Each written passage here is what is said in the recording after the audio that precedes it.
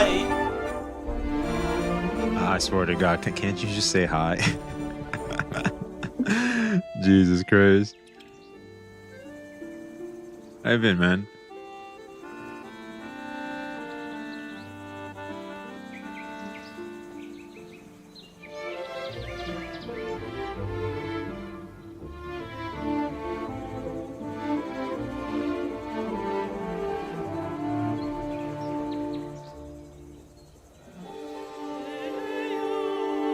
Great as usual. What's good, man? Yo, Obsidian, how you doing, man? What up, Naveen? What we doing today? We got some stuff to talk about. Can't wait for announce that. Me too, man. Me too.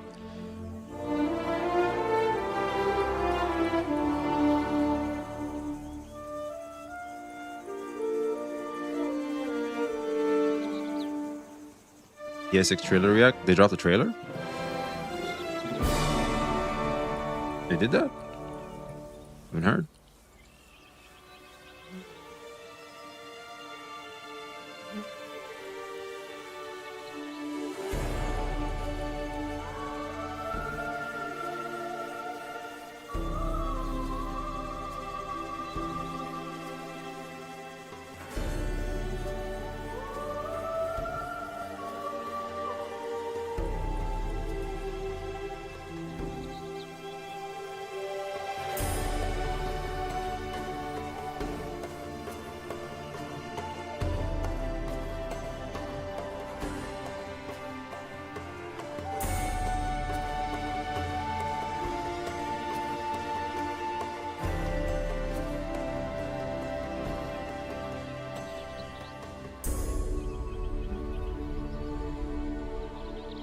Then like 5 hours, I guess. Oh, so like it's gonna come out. It's not out yet. Okay. YouTube is lagging today in terms of uploads. It's very, very slow. What up, Master Link? Can we become an assassin like an Ananta? Like we can shoot NPCs with snipers? Probably. Probably. I think you can just do whatever you want in GTA. GTA is basically like a sandbox game. What up, Regis? Roberto, how are you doing, man? Let me copy this here.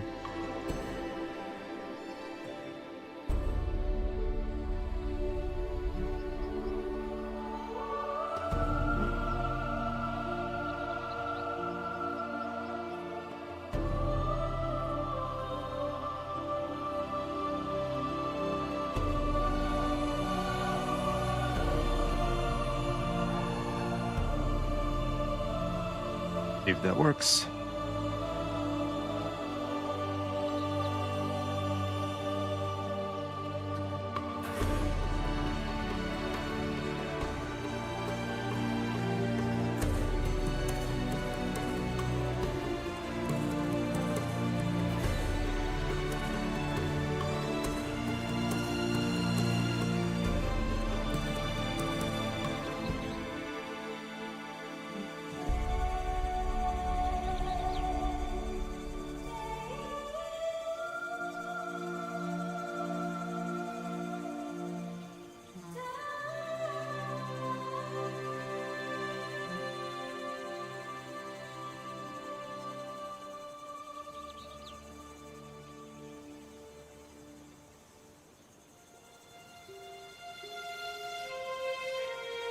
Okay, here we go. Skyroll, how you doing, man? What muscle group did we hit yesterday? I hit back. I didn't overdo it. I'm not gonna lie, because I have a lower back problem. I kind of feel like a bit of a bitch. I'm not gonna lie. Yeah. Anyway, so that's happening. Today I might just jog. I wanted to go. I wake up very late, man. I have an issue. Unk issues. ¿Cómo se va? No, it's not unk issues. I actually injured my back, my lower back, a long time ago. So that's just, you're gonna get punished for that stuff. They're just gonna punish you. Today we're doing actually something special, chat. I'm gonna have to eat on stream because I don't have time to eat. So if you'll excuse me, I do want to just put something on. and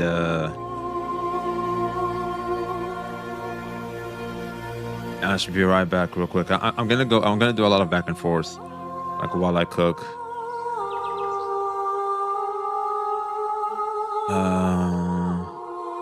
No secrets. I appreciate it, but I'll be here. Like I just need to like set it up, come back, set it up again. You know, I have to. This is how I cook. I don't know about you guys, but I like to do trips from the kitchen. V food review. Yeah, I can show you what I cook. But anyway, you know what? This is an interesting video. I think all in all, like it's not really gacha, but we can at least look at it while we, while at least I get everything ready so that we can start the show. Talk about 2D anime baddie selling games. Blank, how are you doing, man? You confirm Notice Fall won't have gacha? Yeah, I do think so.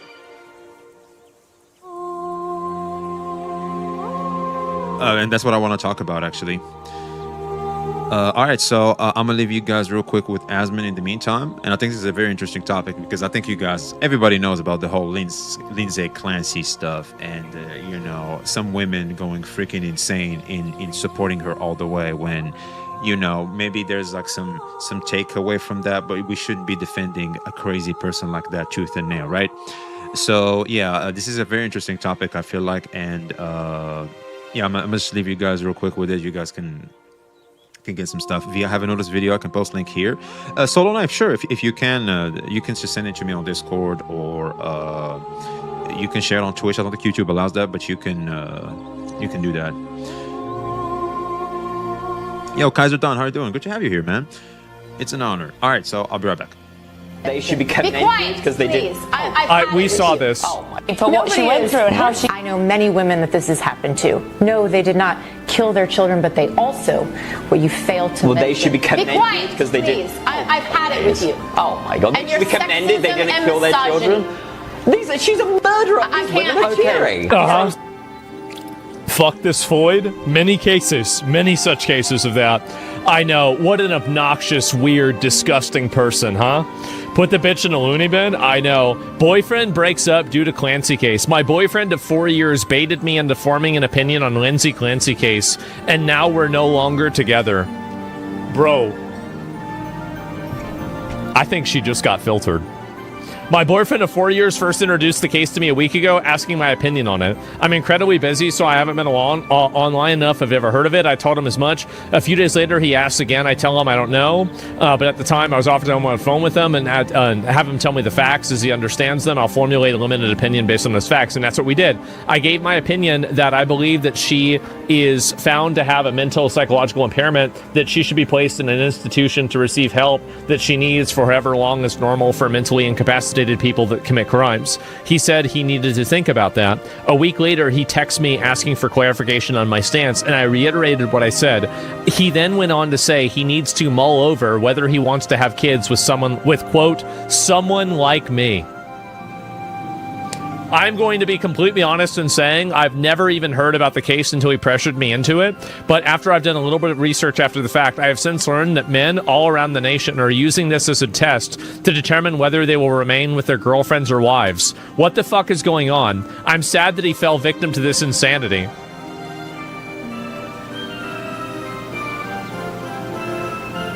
Women dodging accountability. It's just undefeated. It's undefeated, bro. Like, he's the one that's insane, not the girl that killed the kids. But I'm also gravely alarmed that he fell victim to this insanity. Another woman just posted her experience with her boyfriend testing her about this case. Ladies, if you experience this, believe me when I say they will realize they were behaving hysterically and they got caught up in the movement and they will try to come back. Do not let them. Wait a minute. Let me change this. Fellas, if you experience this, please believe me when I say that they realize that they will realize they are behaving hysterically and they got caught up in the movement and they will try to come back. Do not let them. This is absurd. Fellas, here's an article discussing more about this phenomenon. That being said, I'm checking out for now. I never wanted any of this. In fact, I did my best to avoid all of this. I resent my ex to dragging me into this and derailing my life for the last 72 hours. I just want to move on. So I don't feel like this definitely should be a test for women. If a woman is like, maybe I'll kill your kids. Okay, great. That was easy. Thank God. Thank God. Like, okay, wow. Yeah, you don't want to come home to the beginning of a quest for The Witcher 3, okay? Yeah, this is a pretty important test. The comments? Oh, bro, let me guess. It's a bunch of fellows getting mad. Where's it at? All right, give me a minute. He was just looking for a reason to break up? Yeah, that's probably true. We absolutely wanted to break up, and he wanted you to think it was your fault. It's not some hot take to say our healthcare system failed not only her, but her husband and those poor babies. The fact that men are banding together to think that the answer is to deprive her of yet again the healthcare she needs is fucking terrifying. Well,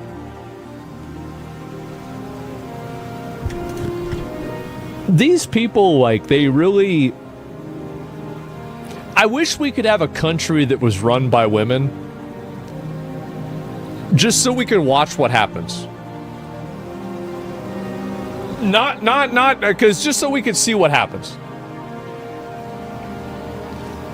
We could have, I'm thinking about Canada. No. I mean, like, actual, like, really, it's a matriarchy. You have to be a woman to make decisions. Only women can vote. Women are in the military. I wonder what would happen. Give them Seattle. It's Canada? Well, I mean, Canada's already being colonized by India, is from what I hear. So maybe that's not going to last very long. And what is this here? Somebody said look it up. Madagascar, look it up. Nah, bro. Like, you go to Madagascar and there's like a mission church and some dirt. That's about it over there. So, hey, I saw your other post. Repeat what I said there. He's not intelligent enough to be having these conversations with you. Your responses were thoughtful and well presented. He was arguing in bad faith and blatantly disrespecting you. Congrats, you've lost nothing. He's an asshole. So, yeah, right. It's that simple. He's in over his head and he doesn't like your answer. Yeah, guys, no, it's actually super complicated. No, see, you don't understand. She had to kill the kids. Really, what the fuck are we doing here? It's insane. The sisterhood has to stick together. Women always defend other women. Not always, but very much more likely to. And I'd say if you dodged a bullet, well, never mind. Anyone deciding the viability of a relationship over nonsense like this is clearly moronic. How many women try to shit test men by getting them to go along with whatever fem slop the algorithm feeds them? Whether it's like Black Lives Matter or some other stupid bullshit initiative that, like, you have to agree with girls on, right? Like, I mean, really, like, what was the last one after this? Like, oh, ladies, check on your men if you support. Like, what was the last one? I'm trying to remember. Not astrology. That's like just an ongoing one.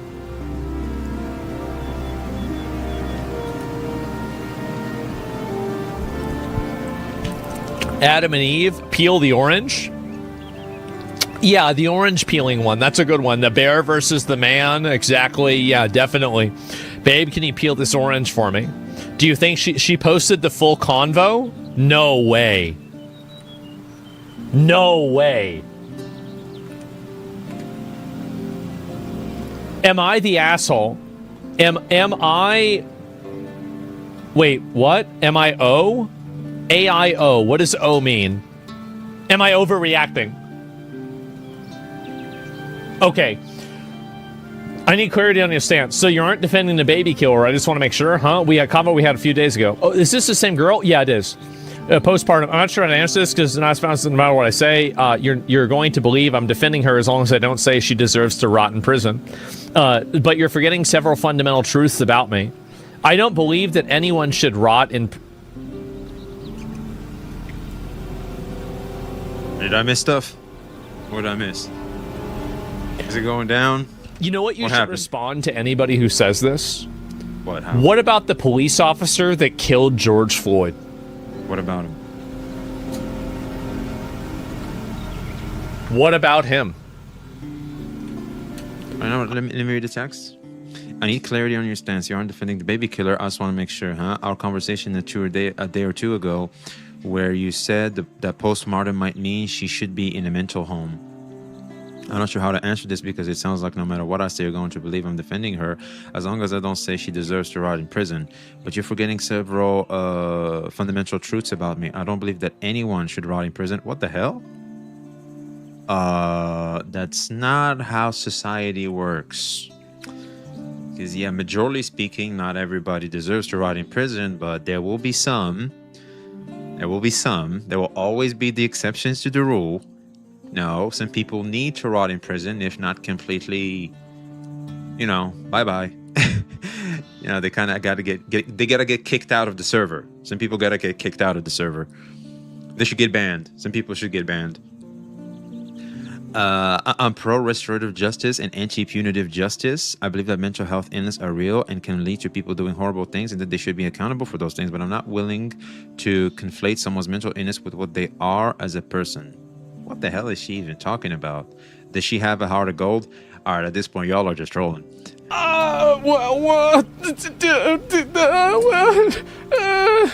Dude, what a stupid bitch, huh? Anyway, what's this here? I am pro-restorative justice and anti-punitive justice. By the way, I'm the opposite. I'm not pro-restorative justice. I'm for punitive justice. I'm literally like that's what I am. The goal is not. I don't give a fuck about like you fuck up. Oh well, too bad. Shouldn't have fucked up. True. Yes, opposite. I want both. Yeah. All right. Okay, I won't be a big asshole today. I'll just be an asshole. All right, you're right. Yeah, well, we should have both.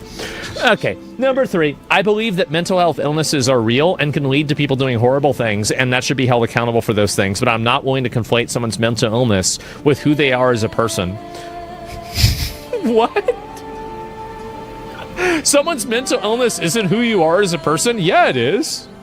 Kind of. It absolutely is. Kind of. If you're a schizo, it's going to make it pretty obvious. It's going to hate... Like, this is... By the way, this is the total fem-slop opinion that you get. Absolutely. So what exactly is it you're asking?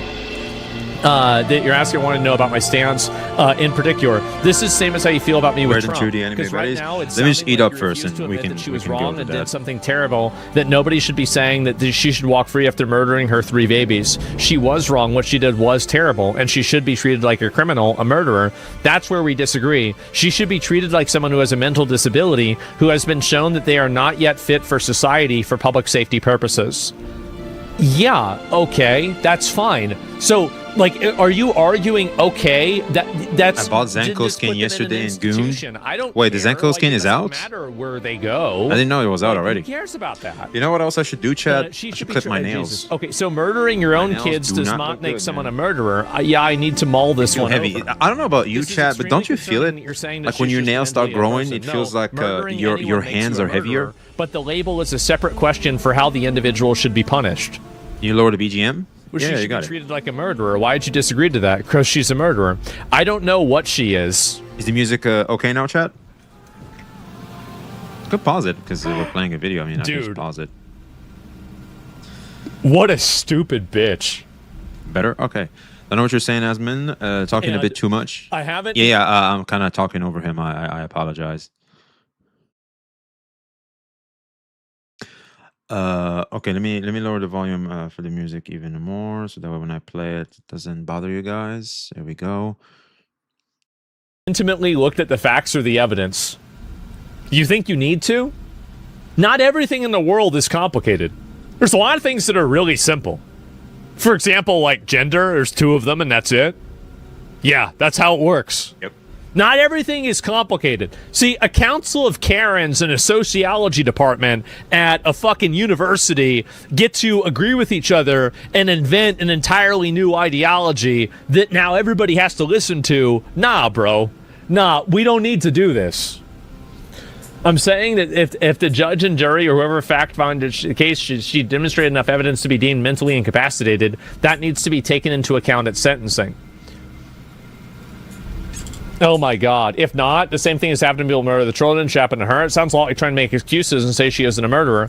I'm not willing to have this discussion anymore. Same. I need to decide about whether I'm comfortable having kids with someone that can watch a woman murder her own 3 kids and feel sorry for her and want her to have the chance of walking free. Because it's very easy to say she is a murderer and you won't do it. I have a child, and the idea of killing my own child disgusts me so much that I feel like she should be buried under the prison. Meanwhile, you are refusing to even call her a murderer. Okay. Anyway, like, what are we gonna, we really expect me to read this? Like, shut the fuck up. Shut up, bitch. Like, by the way, this girl is a law student? No way. No way. Let me pull this up. I got my lowest and highest grade this past semester. I got an A+ and a B-. I was shook. I have no idea where the B- came from. See, this is the institutional capture that I'm talking about. These are people that want to be part of... These people are going to be making legal decisions.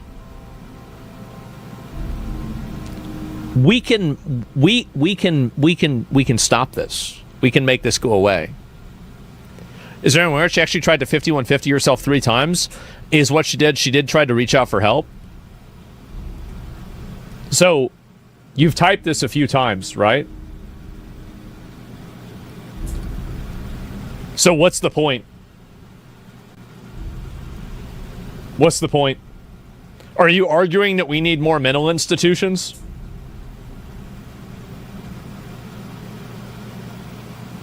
Is that what you're saying? Yeah? Yeah, I agree. I think we should have put her in a box earlier. Yeah, you're right. Sure. True. Okay. Like, I mean, that's not like, I don't have, she says that's my only point. By the way, she reached out for help, then denied her. I heard that the only time that Lindsay Clancy was diagnosed with postpartum disorder was during the trial. I want to make sure, I think I like this on Twitter, so I'm able to pull this up. I might not be able to. I apologize in advance if that's the case. But let me double check. Okay, there's one more. Let's watch this one. You know the postpartum intrusive thoughts are getting bad when you're baby wearing and you walk past one of these tree chop. You know the postpartum intrusive thoughts are getting bad when you're baby wearing and you walk past one of these tree chopping terrifying devices and you imagine yourself like tripping and the baby shooting out of my carrier and flying into the tree chopper when it's on. Just so me or anyone else. So going back to what I was saying before, that you don't want to come home to the beginning of a quest for Witcher 3, I agree with you. We need to do more about mental health. But the way that I would solve the mental health crisis in America isn't the way these women want me to. Because it would be effective. She's a comedian? Oh, is she? Is this a meme? Okay. I hope so, right? I do. A forensic psychiatrist testified in Lindsay Clancy's trial, saying it was very unusual that the voices she y'all ain't got it good in America, don't you? The children died. Maybe America ain't the greatest country in the world because of some people, huh? Some people are ruining the fact that America is the greatest country in the world. Voice stopped with. But isn't it convenient that all of a sudden she was accepted to have postpartum disorder because of the trial? That's like a little convenient. She went upstairs and then proceeded to burger country's not so good. Oh shit. Behavior in an effort to kill herself, but that the voice had stopped. Man, the voice stopped. Let me check That's the food crazy. The voice stopped as soon as she. Oh God. Okay, we'll watch. Let me just try to stay on topic for like 3 seconds, okay? Okay. OBGYN, who has 3 children, says she's proud of Lindsay Clancy. Here we go. The voice stopped. Oh, she completed the quest. Hi, Lindsay. I'm Dr. Sterling. I don't even know if you're allowed to watch videos like this, if someone can show it to you. I don't know. But I want you to know that I believe you. From my perspective as an OBGYN, I believe that you were over-functioning throughout your entire postpartum period. I am blown away by how hard you were working to get better, while also working as a mom. I've got 3 kids. Know how much work it is, even when you are mentally well. It's so hard to take care of 3 kids. Obviously, hindsight's 2020, but I don't know what else you could have done. You were far beyond. I don't know what else you could have done. Maybe she could have jumped out the window the right way and killed herself. That way we wouldn't have to have this trial. We've done the world a favor. What should be expected of a single individual. You have galvanized us women in a really powerful way. And I'm not quite ready to tell my story yet, but when I eventually do, it's going to be because you came first. Well, did you kill your kids too? And you showed all of us that we can be honest and we can be real about what we experience as mothers. I think it's going to be so funny the next time a big rape case comes out and every guy is performatively imitating the way that these women are acting with Lindsay Clancy, and every Foyd on the internet is losing their fucking mind. They're going to be like, no, he had a testosterone overdose. He tried to tell people that he, really couldn't stop himself. Really, it's... I believe you, bro. Like, it was not you. It wasn't that head thinking, so it's not your fault. So thank you. And, I hope that you're seeing our support because we believe you and we are proud of how hard you advocated and how hard you tried for yourself. And we know you miss those babies every day. She missed the babies. Unfortunately, she missed the ground because she survived. So, there it is. I don't even know what to say, right? I mean, these are just absolute fucking hags, right? I mean, there's a lot of hags, but these are just some of the many. And she forgot to thank them. Yeah, it's embarrassing to see this happen. It really is truly that ruined a lot of fundamentally fucking embarrassing. A lot to of see how this people happen. see society, and man. I think that now. Oh, this is, by the way, one more piece of stupidity. Here we go. Cutie Cinderella opens up about her political beliefs and her decision to always vote Democrat. Here we go. She's very performative, I think, is what I typically see about her. I would like to make it very... People acting like Kitty's Trump herself. I would like to make it very clear. I feel like I've been very... I like how this is under the Genshin category. I've got the right to vote, and I've done... Yeah, we'll get to it.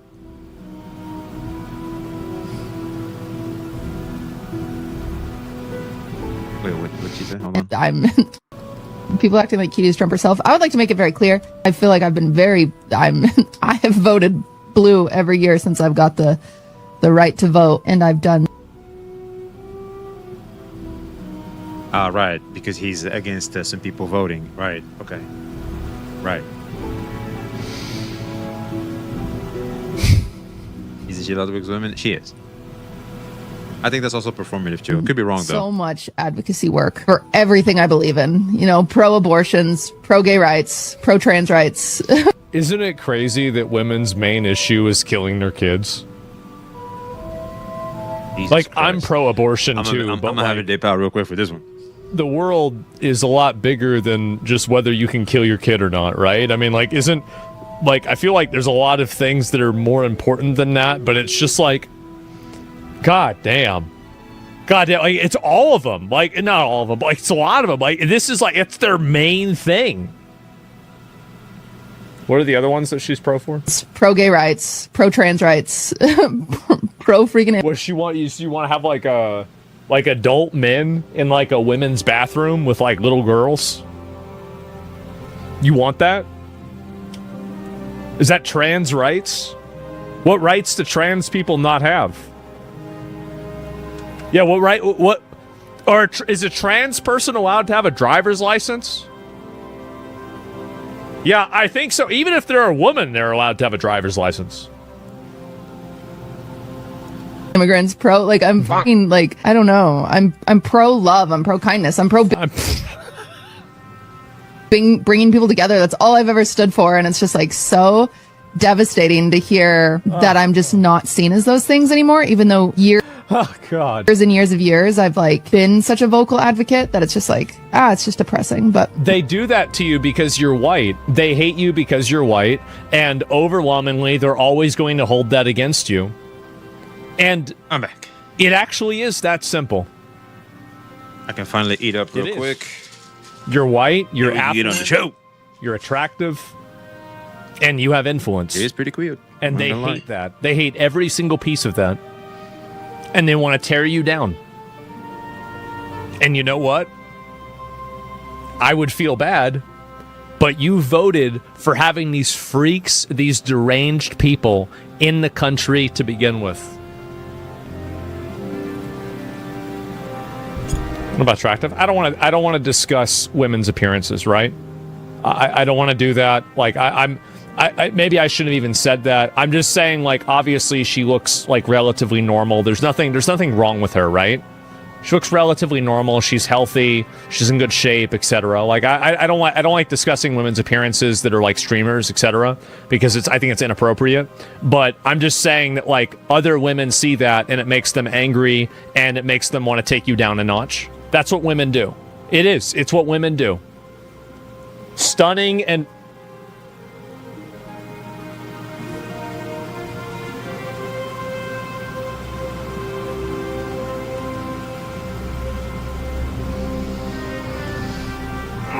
man, sometimes it feels good.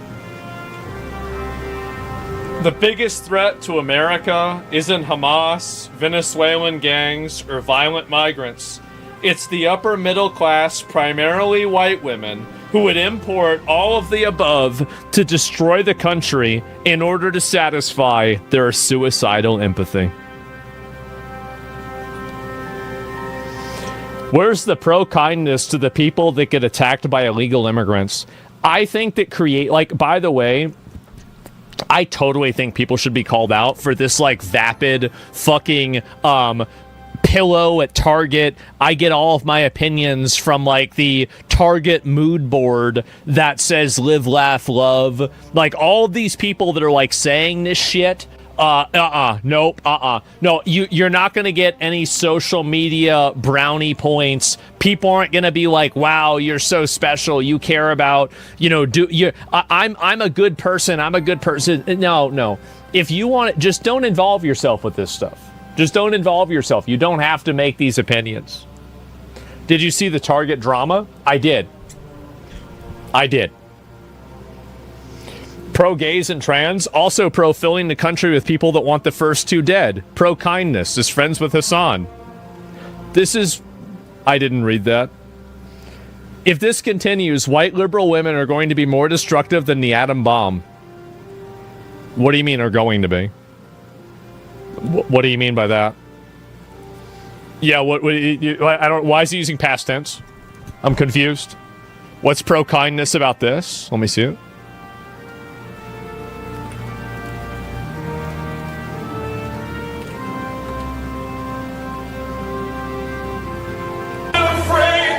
What's pro-kindness about this? Yep.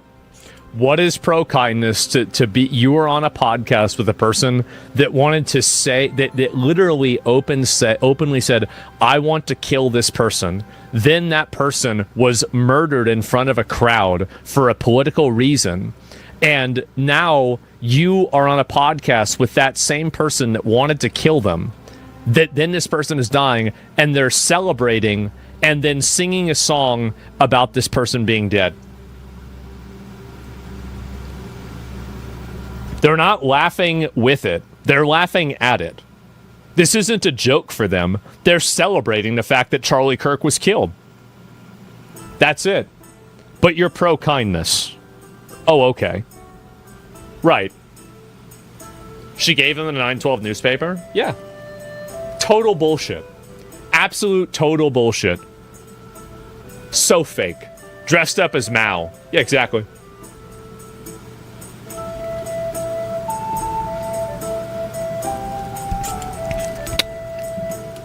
Women logic. And you play Star Wars Zero Company? Like, and again, like, I don't really have anything against, like, Austin, Will, or Cutie.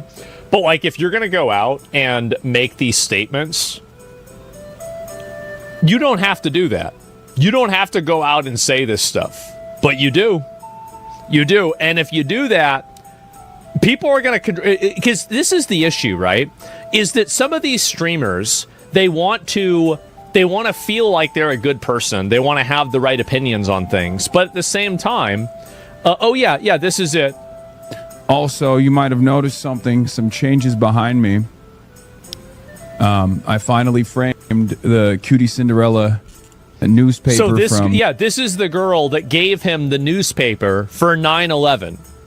9/11, the morning of 9/12. This is somebody that openly celebrates terrorist organizations that would be doing 9/11 every single day in America. They want to genocide the Jews, and they want to kill tons of people. And if it was up to them, she'd probably be in a burqa, if not worse.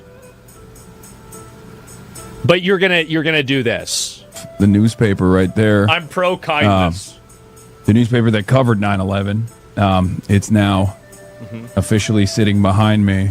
Wow. And I moved the North Korean poster. I replaced my celebration for North Korea with my celebration for 9/11. Up in place of the fan art.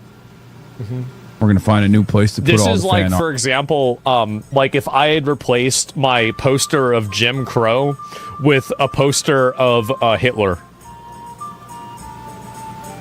Don't you worry, okay? But in any case, ladies and gentlemen, boys, girls, and MBs, that's a PSA 10, by the way. That 9/11. It's actually not, but it's not even remotely close. Like, that's at best a PSA 3 or 4. You can clearly tell by the darkening of the pages that it's been left out in the sun. It's clearly been exposed to the elements for way too long. Nobody would say that this is even a PSA 5. Like, he doesn't even know what he's talking about. He just has no idea. As always, who cares? He does. He brought it up. Why are they always tie equality with terrorist acts? Because they support terrorism. Yeah, it's super simple. Yeah, it's super, super simple. I think that, like, has Hassan made any comments on the Lindsay Clancy thing? Has he said anything about that? Because I'm really curious what his take on that is. Because I think that he's so audience captured, and he knows that there's a bunch of mentally ill women watching him that'll get angry, that he won't actually condemn it. I bet that's what's going to happen. Are you trying to avoid it? Yeah, I'm really curious. Why did he talk about it? It has nothing to do with Israel? Well, no. I mean, like, the Israel space lasers could have been beaming down, thoughts to kill people, to her. It could have been Israel space lasers doing that. So I don't know really what you're saying. Of course it could be.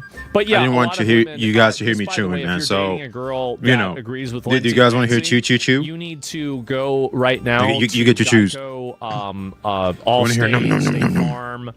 There's a few other places with life insurance, and you need to take out a life insurance policy on your young children. I don't have immediately. Thank me later. We don't know, but you know what they say. It's always better safe than sorry. I apologize. I gotta eat, you know what I mean? Like right now. It's either that or I'll stream for like a shorter period of time and we wouldn't be able to hang out for a longer period of time. Yeah, it's crazy. They sell retard insurance. They do. To myself, why not do a little bit of what V does during mealtime, which is basically just put something on, sit there, eat up. Yeah, as a matter of fact. We demand V ASMR. Coming home I don't know if I can do those. I don't know if I can pull that off. In 2026. Where are the kids? I'll be gone for 1 hour max. If mommy turns on TikTok, you know what to do. Yes, father. God.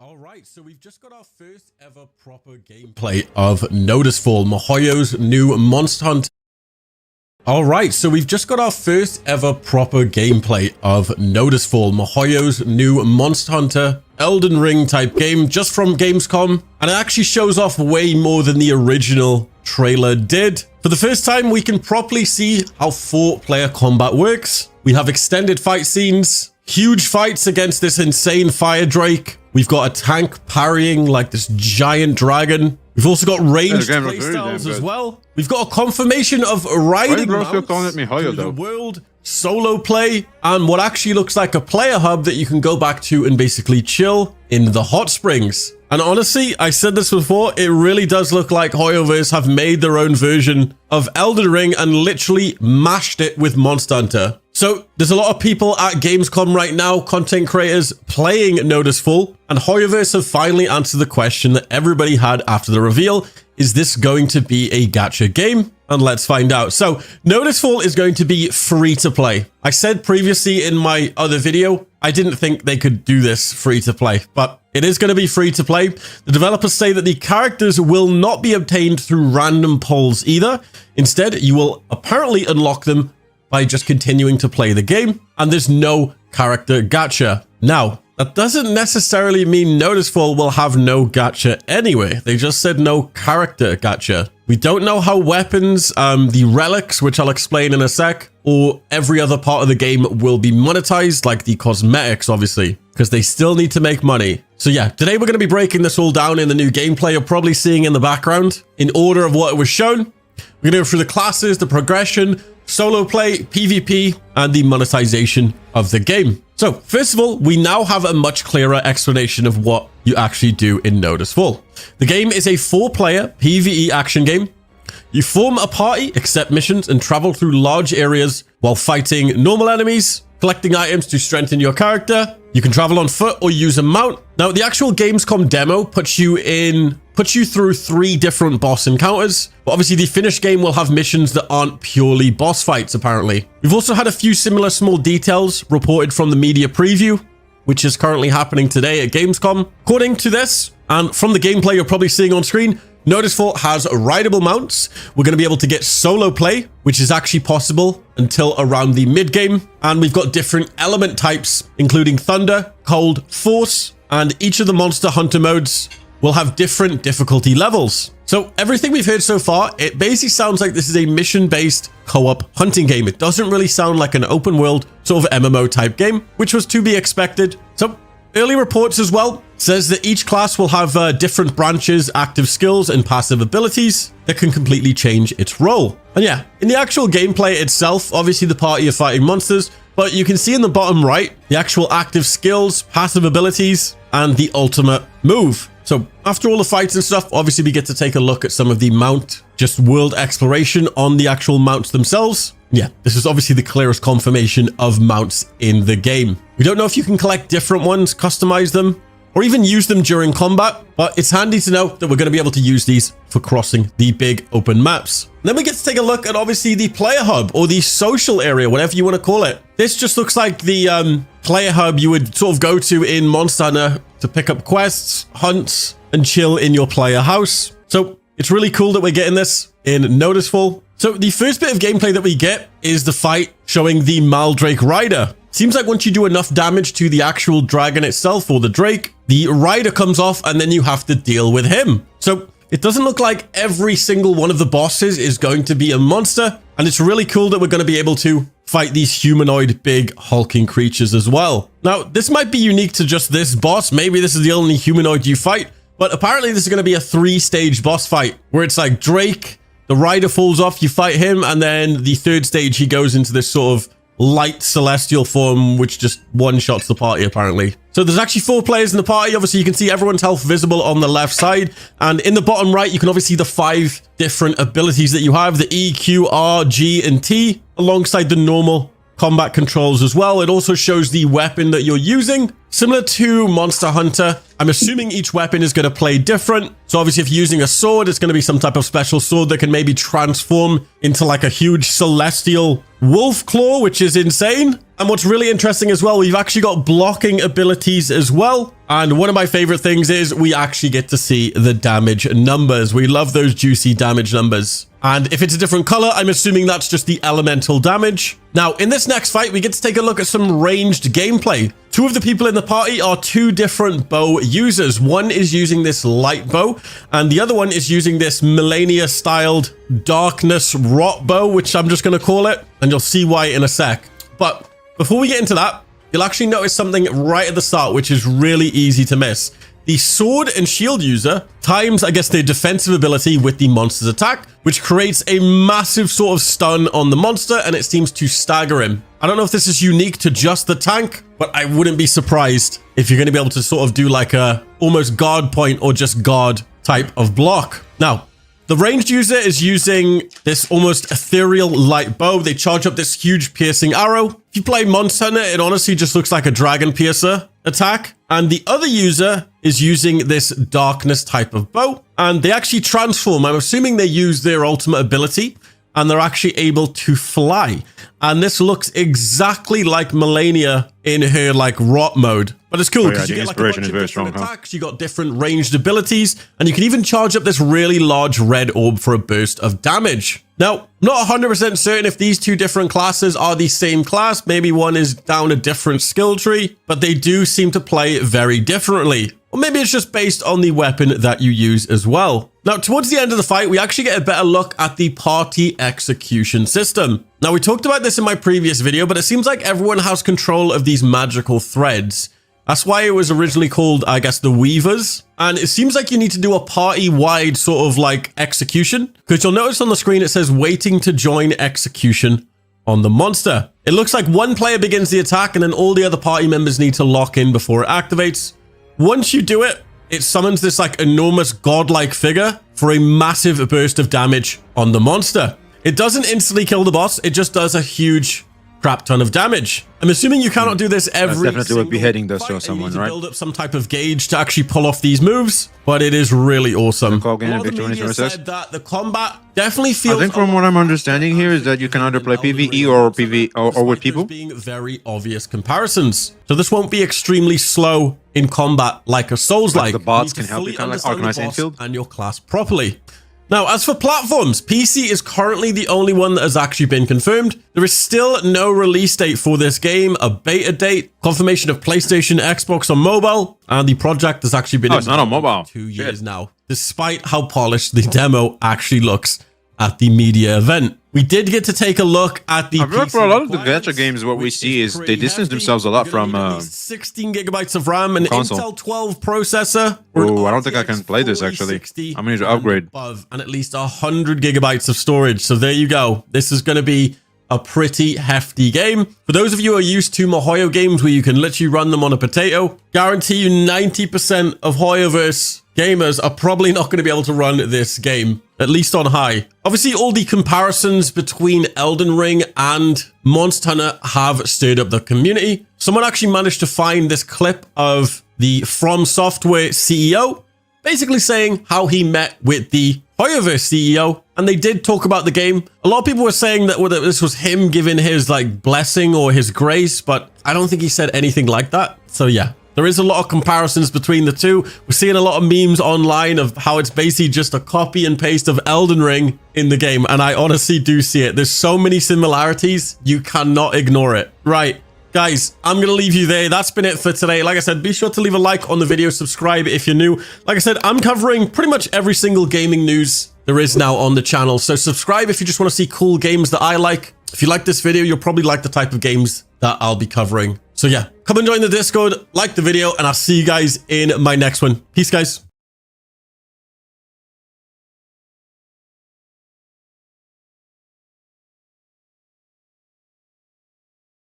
Oh snap! I guess I gotta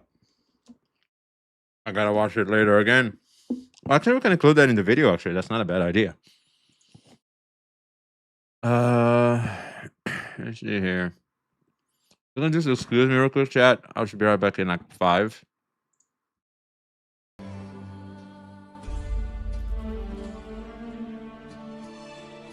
I'll be right back. I just need to finish brushing my teeth.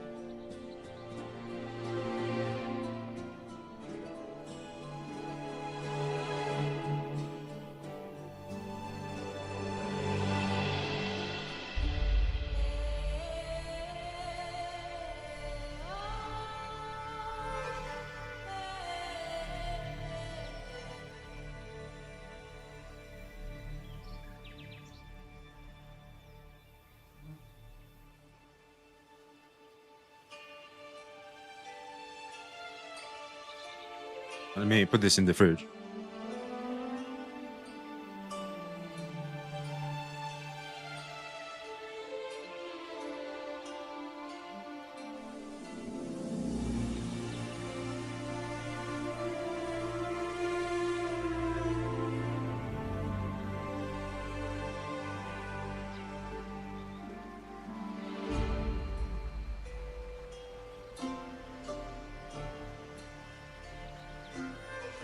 Finally.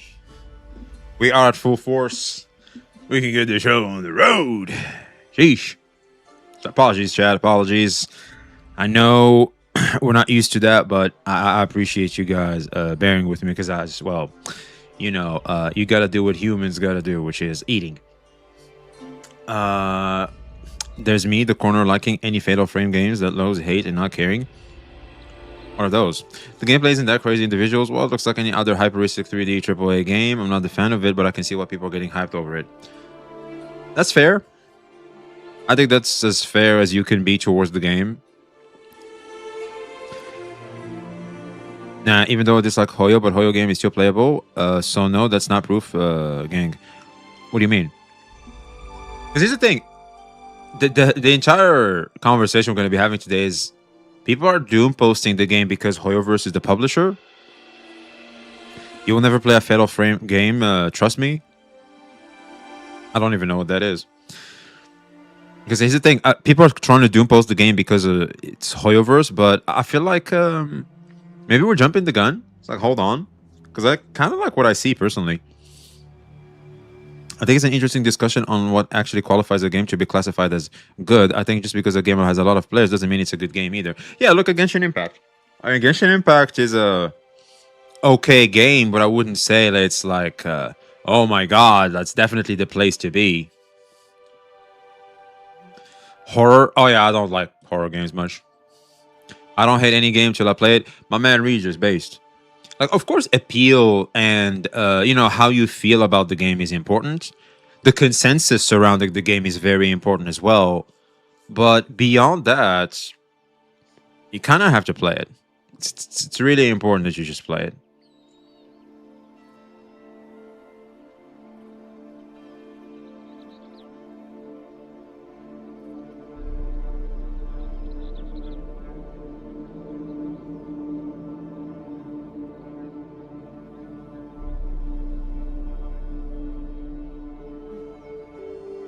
Not a fan of the Monster Hunter, but probably try it on release.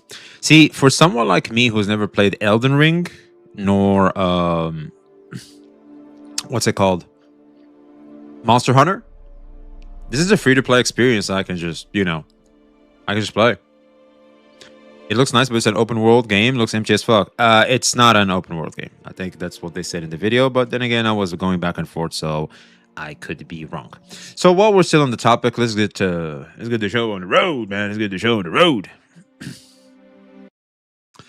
Okay, hold on. Dude, the video, okay, finally I can publish it. Jesus Christ. Maybe I'll publish after stream. I don't know if it's smart to publish a video while streaming. You know what? We could give that a shot. Let's see how it goes. All right, let's just publish.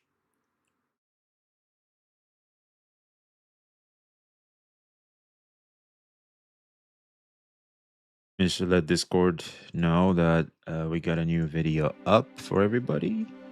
If someone can join the stream, they can always video.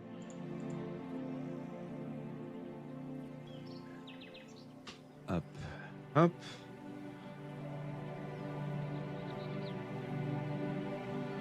All right, there we go.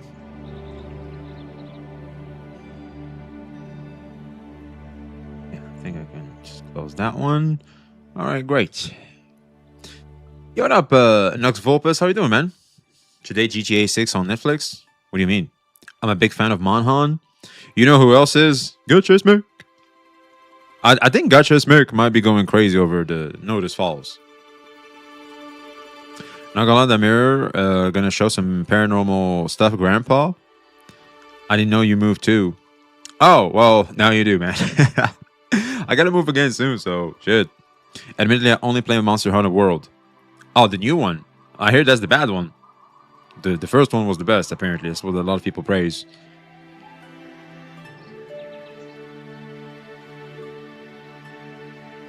Minute-to-minute gameplay is Monster Hunter is cool, but the grind is off-putting.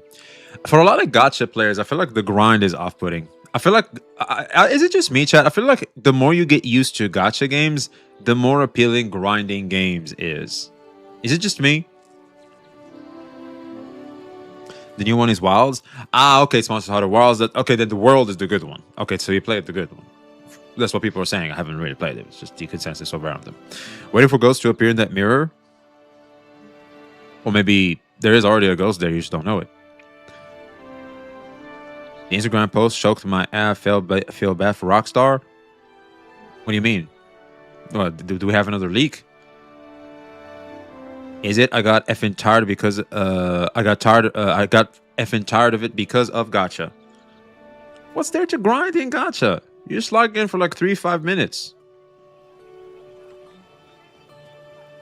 For a game to be bad, it needs to fall in 3 of the 5 things: a gameplay, environment, story, music, player retention, and monetization. You're totally right. No link, just apologize letter. What they apologize for? Is it AI? Gacha games burn me out on grinding because it made me have no energy for it. Yeah, exactly. I feel like it got us used to doing the bare minimum per day. So it's like I don't necessarily feel like grinding most of the time. Especially for an adult. It's like, damn, I got a job, I got responsibilities, I got socializing to do. And now I'm asked to grind in a video game. That's kind of hard. They apologize for the leaker releasing info. It's not... I guess, yeah, sure, but... You know, they don't have to necessarily apologize for it. That's outside their control. Like, what could they do? Someone got you. Someone leaked it. You trusted the wrong person. They betrayed your trust. What can you do? Yeah, that wasn't much you could do there, man. But again, sure, I guess that's just a PR thing to do. All right, chat, look alive. We're going to be talking about Notice Falls and some of the consensus surrounding it right now. So say hi to YouTube. I'd appreciate it if you would. Let's get this show on the road. So here we are. The first ever non-gacha game from Hoyoverse has hit us in Gamescom, and there's a lot of controversy. You know what? Hold on. I should go about it differently. So here we are. The first ever non-anime feel-like game from Hoyoverse has been revealed in Gamescom, and it has been hit with a lot of critiques, to say the least. And this is all stemming, of course, from the fact that the publisher is Hoyoverse, and Hoyoverse is known for gacha games. And I don't know if you've heard, but for the mainstream gamers, which Notice Falls is trying to appeal to, they don't take kindly to gacha gaming around there. And so because of that, a lot of people are like, we're not even going to take a look at this game because it has Hoyoverse in it. And others are saying that because Hoyoverse is just a bad one. The tribalistic kudu botting stuff are saying that because Hoyoverse, well, no one will trust the game. Now, there has been some information since the since the reveal in Gamescom, a lot of people have been playing Notice Falls because it's in Gamescom. There's booths where content creators can play and share information online, and we have gotten some information. If we were to go over here on Twitter, you will notice that we got H6Diluc, which is very known for sharing information about Hoyoverse. It is confirmed by a blogger that Notice Fall will not have a gacha system after testing Notice Falls invited by Hoyoverse. So right off the bat, let's get one thing out of the way. The game does not have our traditional gacha systems. However, something to keep in mind is that just because a game doesn't necessarily have a gacha system for characters, doesn't mean that it won't have some degree of RNG in order to obtain certain items or cosmetics within the game, something like Where Winds Meet, or in the upcoming future, Ananta, what a lot of people are saying that it will have gacha for its cosmetics. Now, if we are to go over here to see what some people are saying about the game, it is pretty mixed, and I feel like there's just a lot more negative than positive. Now, obviously, if you are to look at the game resembles a lot of titles we've seen before. I think it's Elden Ring and Monster Hunter Wilds. No, or Monster Hunter is an IP. I think it's Elden Ring and Monster Hunter. It's Elden Ring, right, Chad? This emulates Elden Ring.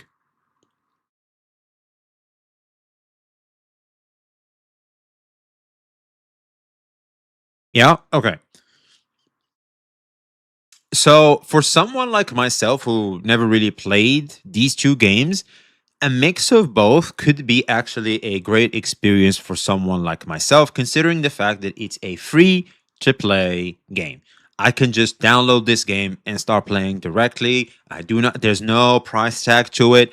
If I care about the game, I guess I'm going to have to interact with its daily login system and its monetization system, probably if I were to want more out of the game. But for someone that will want to just experience the game and have fun with it, well, it's free to play for everybody.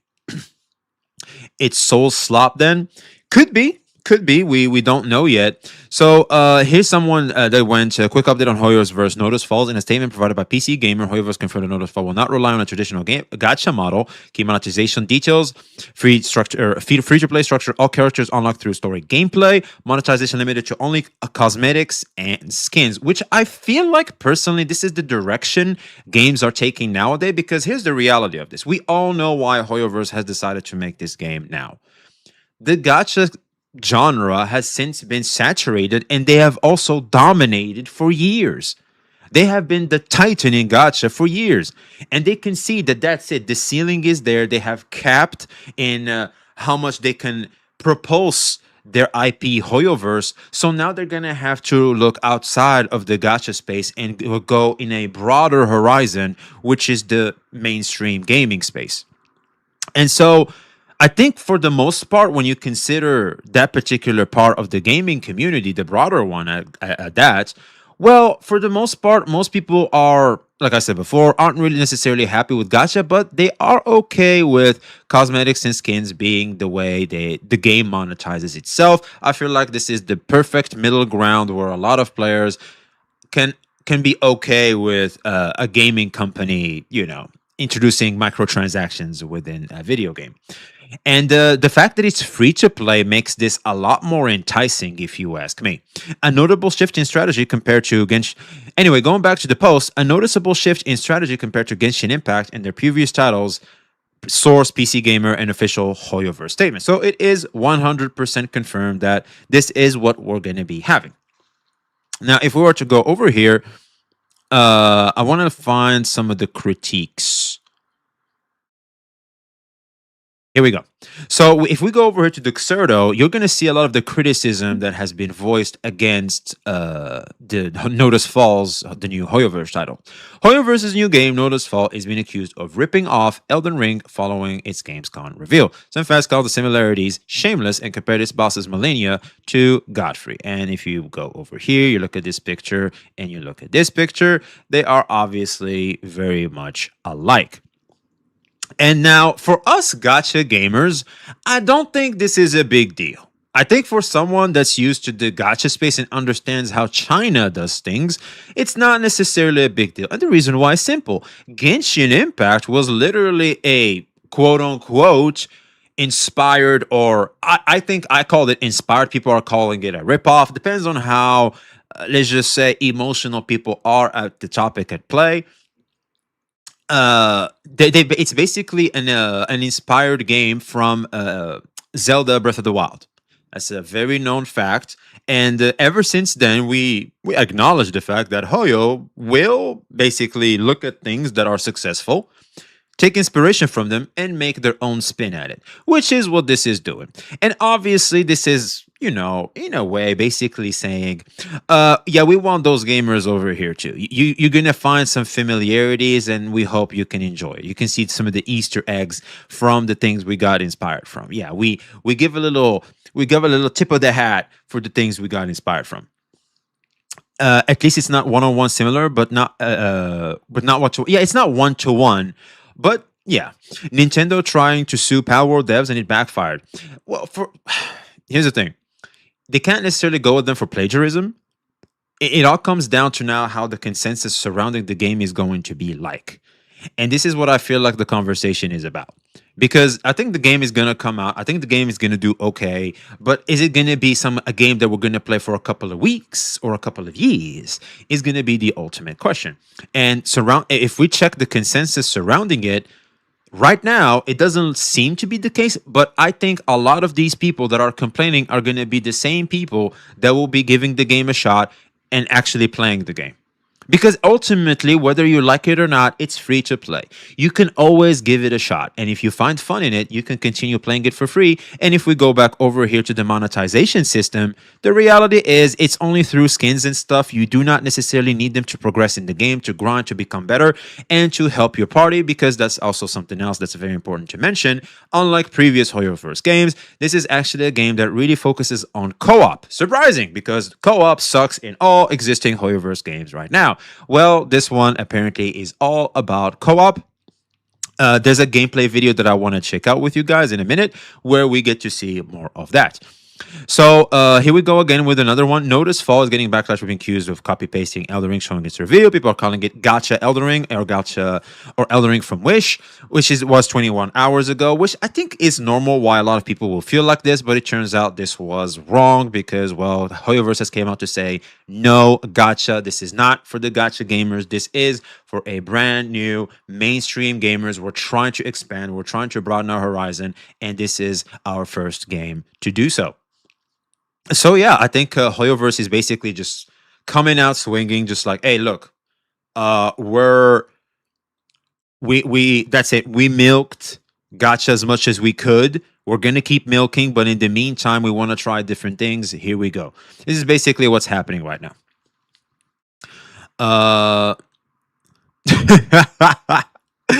We also have people like Gacha Smack.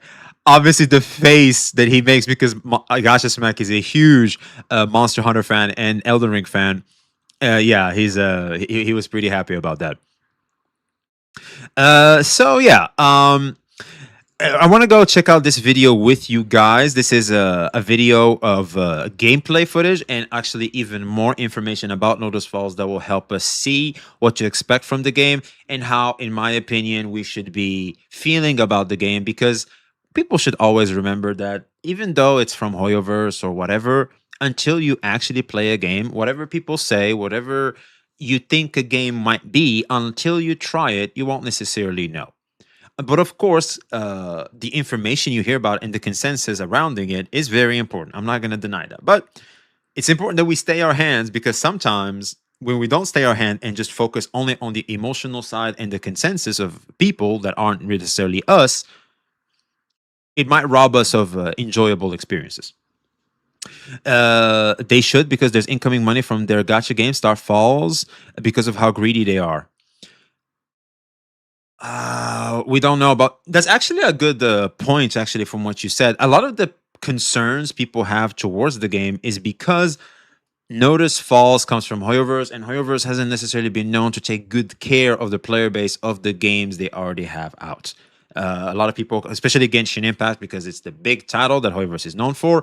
Genshin Impact players have been complaining for years now that, they aren't necessarily listening to feedback. We still don't have a skip button, even after 6 and so years of playing the game, whilst their other games all have a skip button to best navigate the story. So stuff like this might actually be putting a lot of people off. Now, there is a silver lining that if Hoyoverse starts to see that the new market they're trying to attract is actually having issues with their current behavior, they might start doing better, which means, this is just a tinfoil hat theory considering the data we have, Notice Falls might start saving Genshin Impact. That could happen. There's a good chance, after the consensus that and a lot of criticism thrown at Notice Falls right now, that Hoyoverse might start, backtracking a little bit, checking out the game they already have out and actually fixing them and changing their behavior towards their player base to send a signal to the new player base they're trying to attract that, hey, we're the good ones. That could happen. You never know.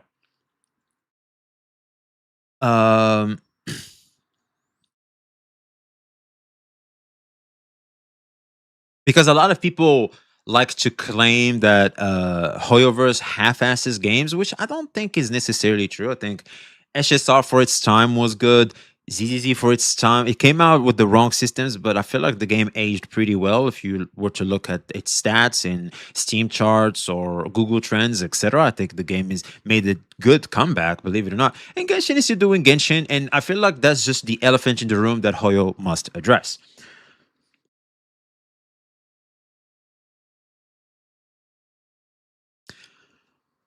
So anyway, without further ado, let's check out some more information about the game.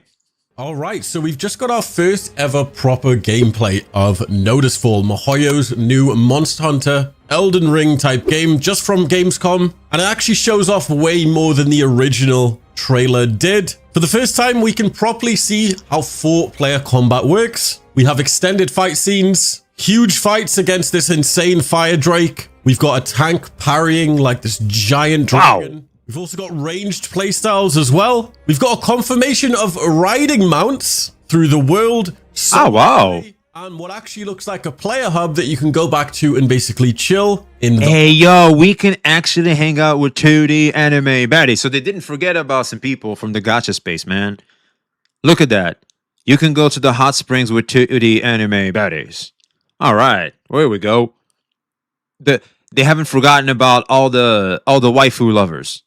And honestly, I said this before, it really does look like Hoyoverse have made their own version of Elden Ring and literally mashed it with Monster Hunter. So there's a lot of people at Gamescom right now, content creators playing Noticeful, and Hoyoverse have finally answered the question that everybody had after the reveal. Is this going to be a gacha game? Let's find out. So Noticeful is going to be free to play. I said that's huge. I feel like people don't even consider just how much of a big deal that is. Because for people like me, I can't just throw $70 at a game just to give it a shot. That's a big ask. That's a huge ask. But if it's free to play, well, that's a different story. In my other video, I didn't think they could do this free to play, but it is going to be free to play. The developers say that the characters will not be obtained through random polls either. Instead, you will apparently unlock them by just continuing to play the game, and there's no character gacha. There it is. Now, that doesn't necessarily... That changes everything, chat. That changes everything. Necessarily mean Noticeful will have no gacha anyway. They just said no character gacha. We don't know how weapons, the relics, which I'll explain in a sec. Ooh, man, that's dangerous. Can you imagine if they decide that weapons are still going to be gacha and gear? Ooh, that's bad if they do that. I don't think they're going to do that. I sincerely doubt they're going to do that. Because going back over here to the first post that we've seen, I think this is what they've said, is monetization limited entirely to optional cosmetics and skins. So this is Hoyoverse's update on what people are asking about the game. So I don't think that's going to be happening. I did see that the weapons is gacha. Wait, are you sure? Do you have a link? What is your perspective whether the game is using AI? And no one cares, man. No one cares. Everybody uses AI now. Just get used to it.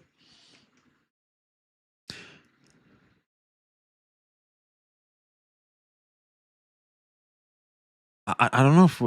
Yeah, it was in a Discord. I was in it. Was a leak. It was a leak? Well, that's strange. Because this is... I feel like this is what they said. This is what Hoyo said.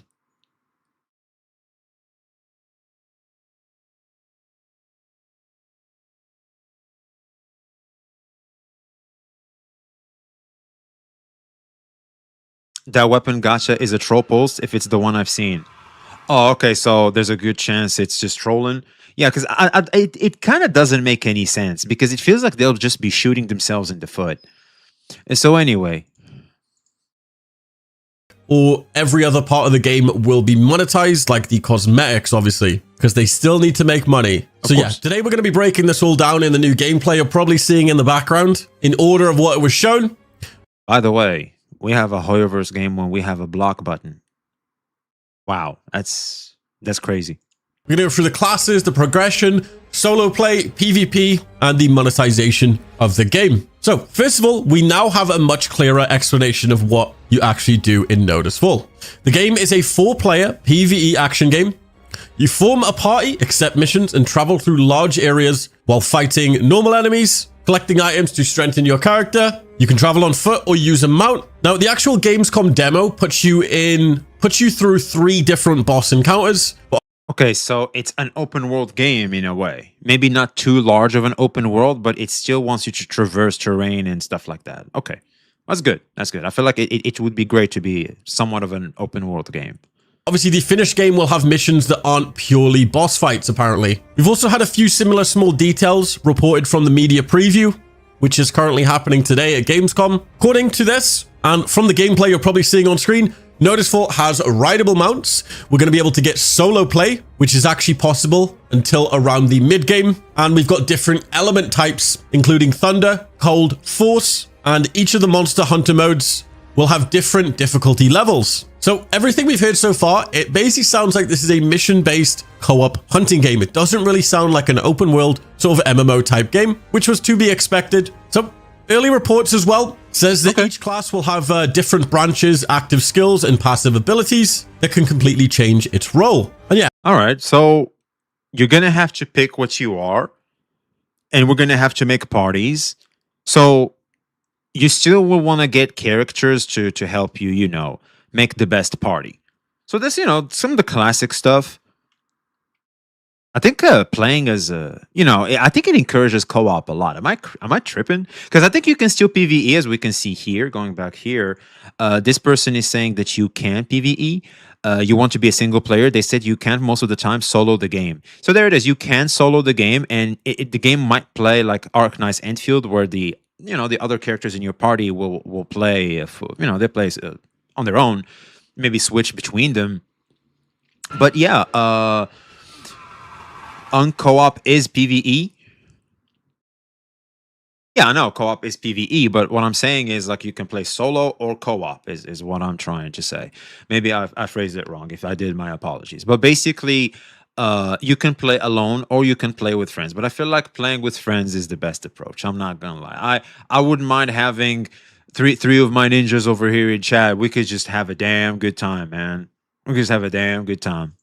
In the actual gameplay itself, obviously the party are fighting monsters, but you can see in the bottom right, the actual active skills, passive abilities, and the ultimate move. So after all the classic Hoyo stuff, which is cool. I mean, this is classic video games, really, if you ask me at this point. The actual mounts themselves, yeah, this is obviously the clearest confirmation of mounts in the game. Yeah, there it is. Like, this is beautiful, man. Like, no one can take that away from this. This is beautiful.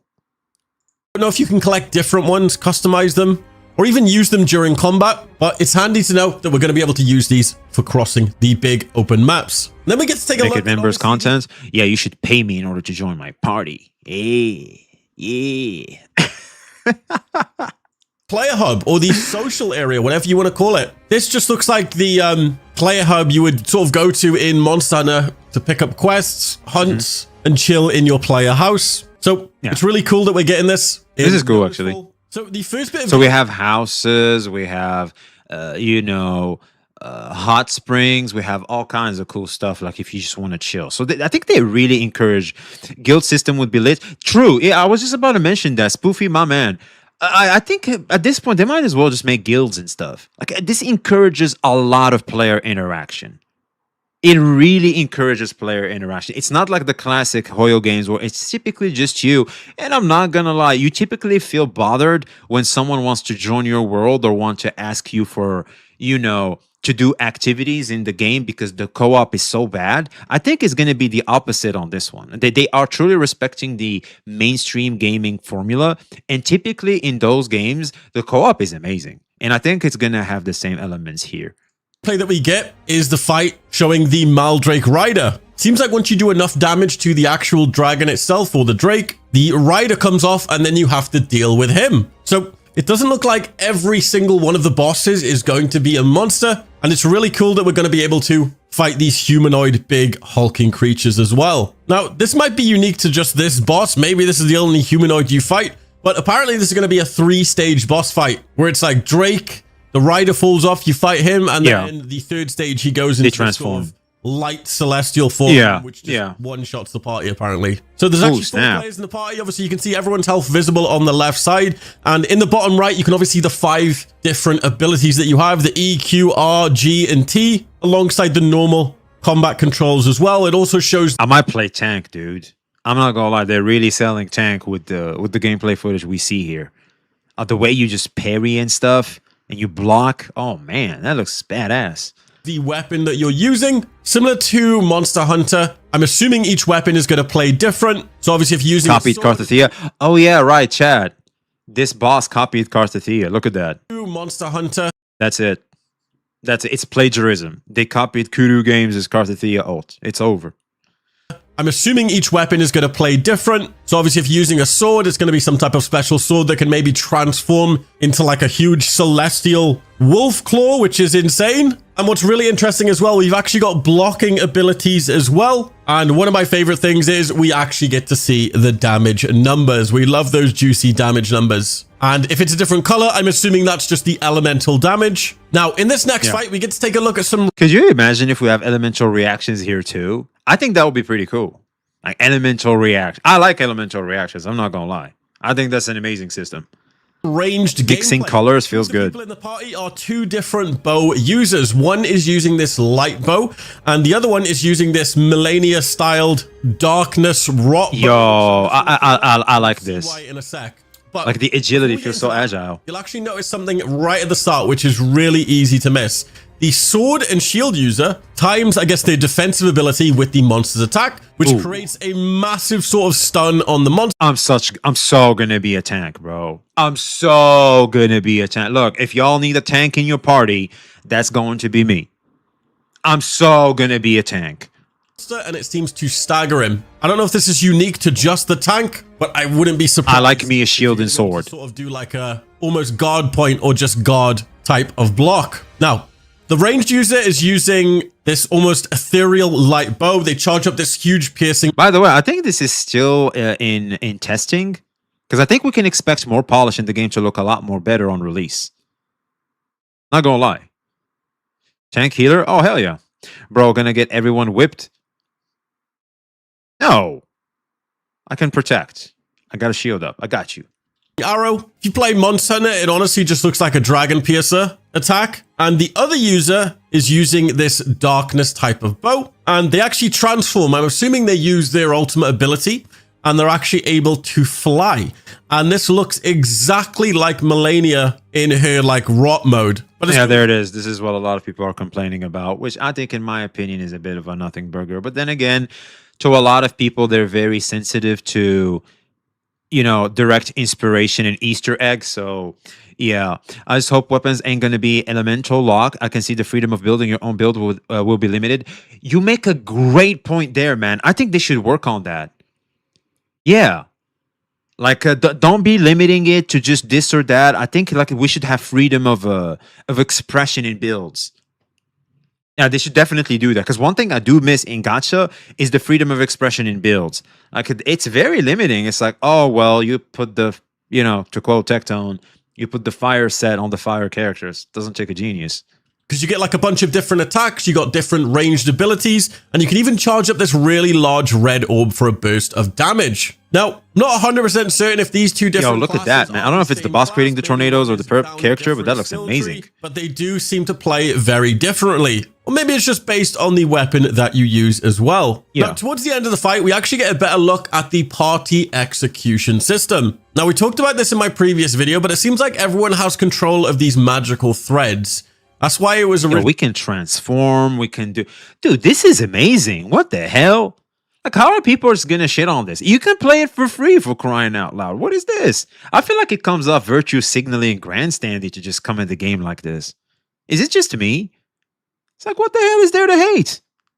Actually called, I guess, the Weavers. What's there to get mad at? It seems like you need to do a party-wide sort of like execution. Because you'll notice on the screen it says waiting to join execution. Yeah, what's that about? On the monster. It looks like one player begins the attack and then all the other party members need to lock in before it activates. Once you do it, it summons this like enormous godlike figure. Yo! Burst of damage on the monster. It does. Ooh, we can have like do these combo moves. That's amazing. That's cool, man. Snap. How does that work? Like when you're solo queuing, though, it's gonna be important. It doesn't instantly kill the boss. It just does a huge crap ton of damage. That's a lot of damage. Every single fight, and you need to build up some type of gauge to actually pull off these moves, but it is really awesome. A lot of the media said that the combat definitely feels a lot faster and forgiving than Elden Ring or Monster Hunter, despite... That's so good. That is so good. I'm so the target audience. I am so the target audience. I'm not that try-hard of a gamer. I'm not a sweaty gamer. I don't like to do like 1,000 retries to beat a boss.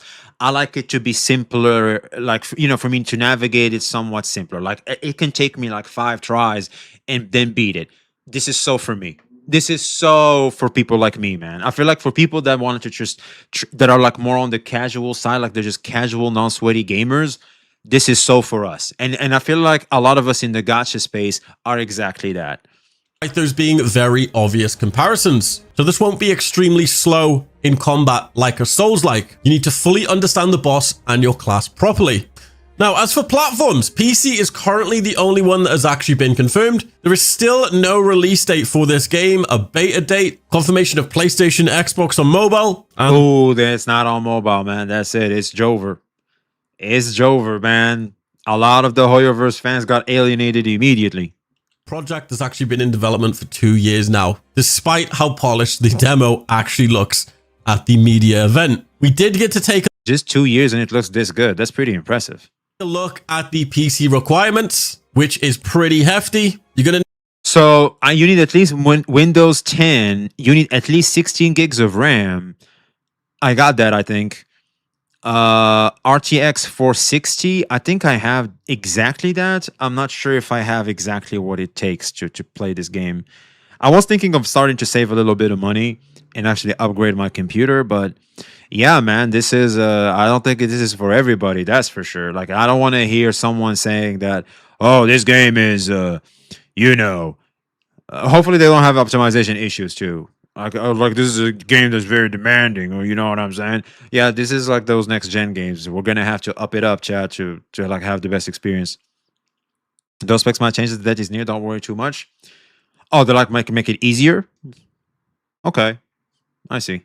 Need at least 16 gigabytes of RAM, an Intel 12 processor, or an RTX 4060 and above, and at least 100 gigabytes of storage. So there you go. This is going to be a pretty hefty game. For those of you who are used to Mihoyo games where you can literally run them on a potato, guarantee you 90% of Hoyoverse gamers are probably not going to be able to run this game, at least on high. Obviously, all the comparisons between Elden Ring and Monster Hunter have stirred up the community. Someone actually managed to find this clip of the From Software CEO basically saying how he met with the Hoyoverse CEO, and they did talk about the game. A lot of people were saying that this was him giving his like blessing or his grace, but I don't think he said anything like that. No, so yeah, there is a lot of comparisons between the two. But because they met, he obviously maybe gave him, you know, he gave him the blueprint and they just followed it.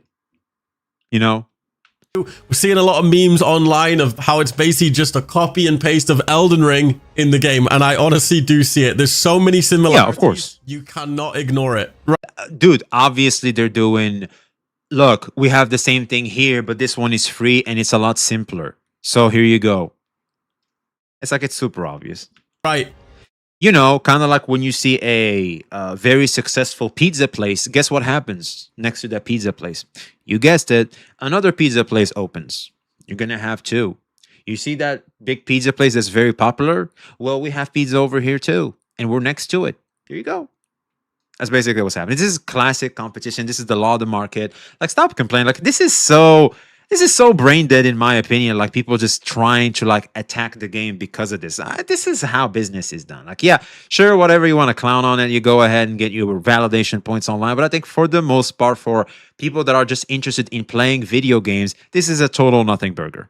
Guys, I'm going to leave you there. That's been it for today. Like I said, be sure to leave a like on the video, subscribe if you're new. Like I said, I'm covering pretty much every single gaming news there is now on the channel. So subscribe if you just want to see cool games that I like. If you like this video, you'll probably like the type of games that I'll be covering. All right. Come and join the Discord, like the video, and I'll see you guys in my next one. Peace, guys. I already liked it, man. Hey, we appreciate you, man. We appreciate you.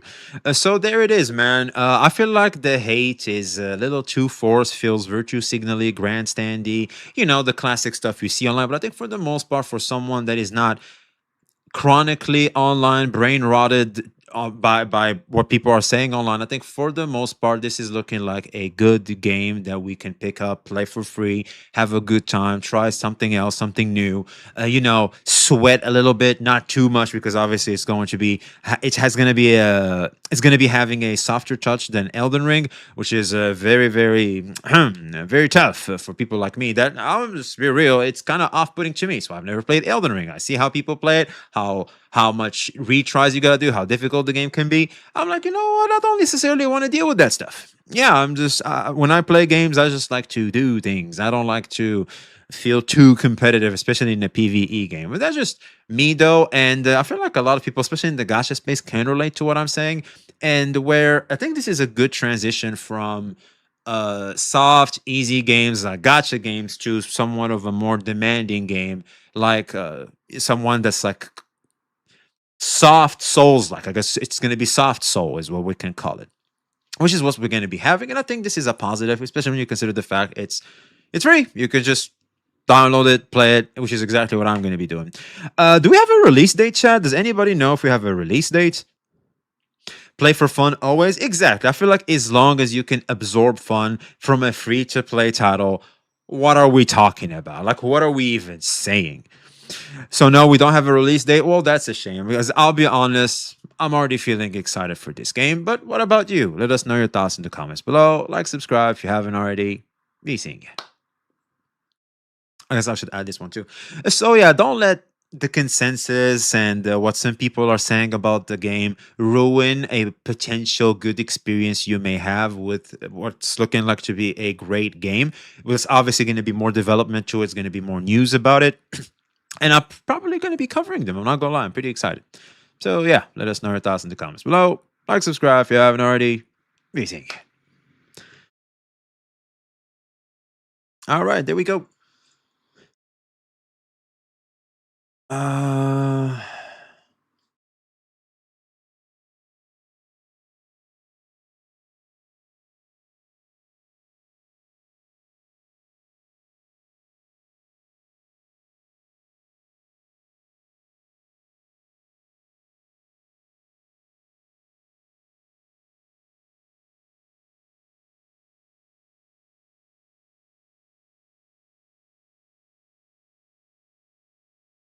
And cut. Yeah, that's right. Hey, we did good, chat. We did good. Some applause. Some applause, man. Some applause.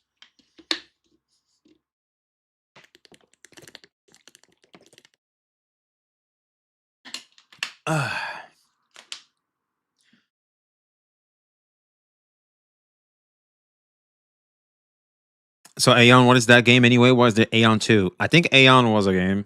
We just haven't played it. We're just not familiar with it, I guess. Imagine these end up being the game all the Destiny players go to. A lot of people are going to play this game. They're just trying to virtue signal right now because that's just the thing to do.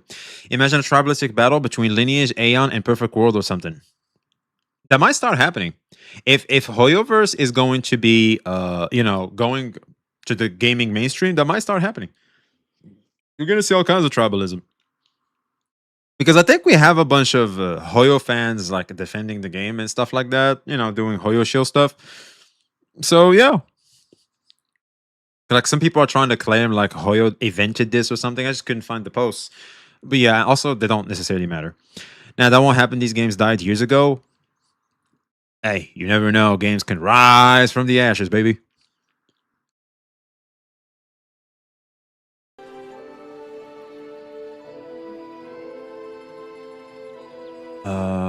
People be like this too before Stellar Blade's release.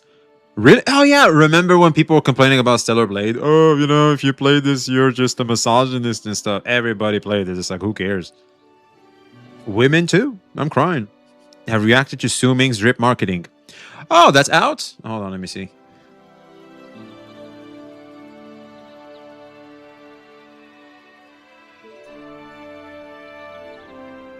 Hey, yo. Hey, yo. Hey, yo. This was not in my 2026 bingo, man. This was not in it.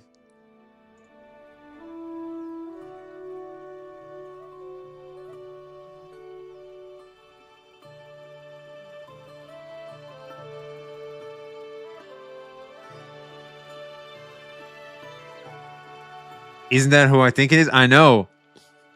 Saying gonna farm this dog? Oh, man. Yeah. Then you're gonna have people like Griftesmack taking pictures with Dowie, trying to act like he never criticized Hoyo. The way. Oh, yeah, it's the way. Oh, man, here we go again, Chad. You can't even do shit no more, man. There's always going to be a problem.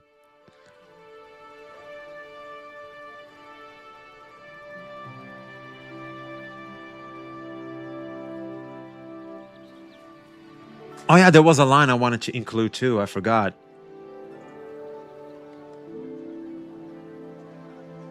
It is what it is. It is what it is, indeed, man. There was another line I wanted to include in the video. I guess the Primo Gems and the Chrome... What's the Stellar Jades? Right, so it's Primo Gem, Stellar Jade, and Chrome whatever, right? Is that it? Is it Chromes? Polychromes, maybe? For ZZZ, is it called Polychromes? Can't remember. Polychromes. Yes, I'm good. So it seems that your Primo Gems, Stellar J's, and Polychromes, instead of them being spent on Dawei's fifth yacht, instead they were spent on a brand new free-to-play game. That's right. We get to have something back for us. Yeah, I just wanted to include this line. I think it's a good line. An important line, too.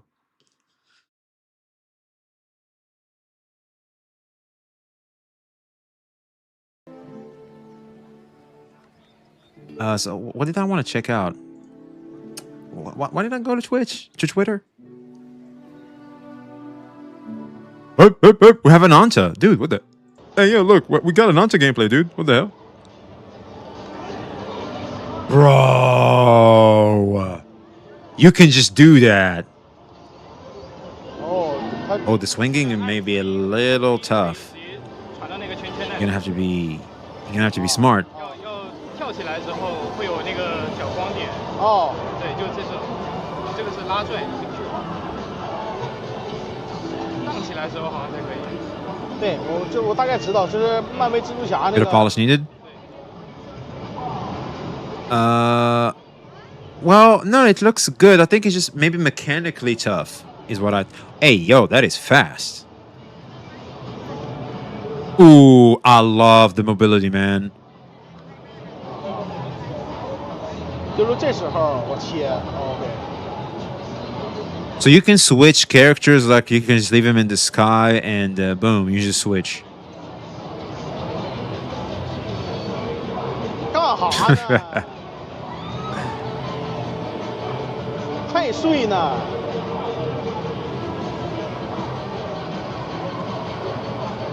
We got fat NPCs, W. That's realistic. Are you sure this is Gamescom footage and not last year's TGS footage? Seems recent. And also, they have a booth there, so like, of course it's going to be. It looks new to me, because I remember seeing this one. I'm sure this is old gameplay. This is old gameplay? We got clickbaited? Oh, yeah, it is. It is. You're right, Chad. You're right. Nice catch. We got caught. Yeah, they got us. Oh, it keeps getting worse and worse, Chad. It keeps getting worse and worse. Dude, Dawei is taking pictures with Ananta in the frame. Hey, yo, Dawei is cool. Dawei is so cool. So there goes the misinformation of, if you talk about other games, MiHoYo won't necessarily sponsor you. Well, there goes that. Yeah, here it is, man. Here it is. Yeah. He doesn't care. He's just taking pics with Ananta here. You would think that was promoting Ananta. God damn.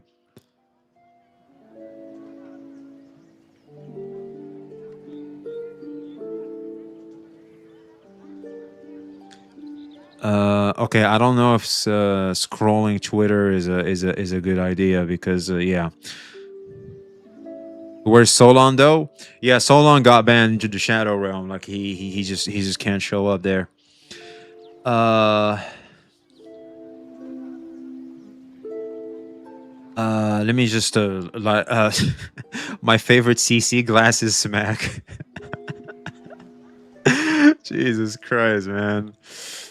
1v15. If you are by yourself and no one by yourself, there's something wrong with you, bro. That's common sense. Yeah, it's AV off topic here. How hard are you gonna know life The Witcher 3 remaster September 29? Very hard. I'm about to break up and go back to that single life to go undisturbed.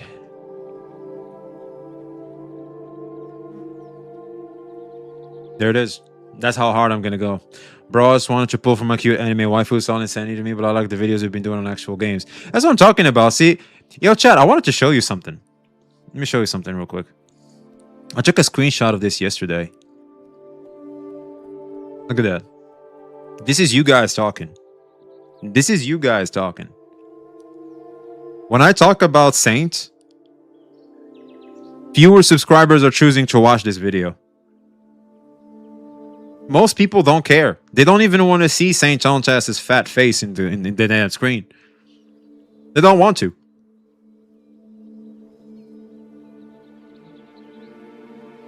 Saint is irrelevant. Yeah, the relevancy for Saint like is all the way down. Like for the most part, considering the type of community I'm gathering, like for the most part, a lot of people don't even care about him.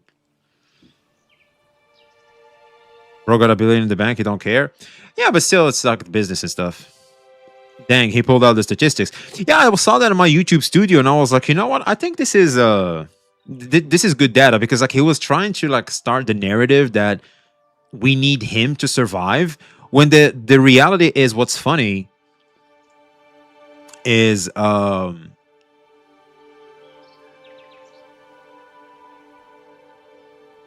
okay, YouTube studio, take your time. Like I just opened you for some reason. Okay, this one, however, is crazy. This one is crazy, though my likes are terrible. Feels like it's getting botted. Wait, what's wrong with you? We get dislike bombed? No. Huh. Hey, yo. Dude, people are not clicking the like button, huh? What happened to the like button, man? God damn.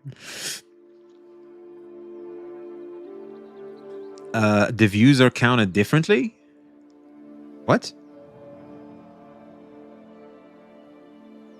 Have you ever touched or come back to HSR Grandpa? I missed so much of your content. I don't know if you tried again.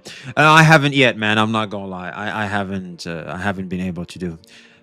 They're much higher than they used to. What are you talking about? Like, are you talking about the views or the likes? I think the views are somewhat accurate, but the likes are weird. Quick Mr. Poke video about Ananta. I don't necessarily care about what Mr. Poke have to say about things. Like, all due respect, like I just don't necessarily care. Views and engaged views. Oh yeah, did the change happen? Did that start? Did that start today?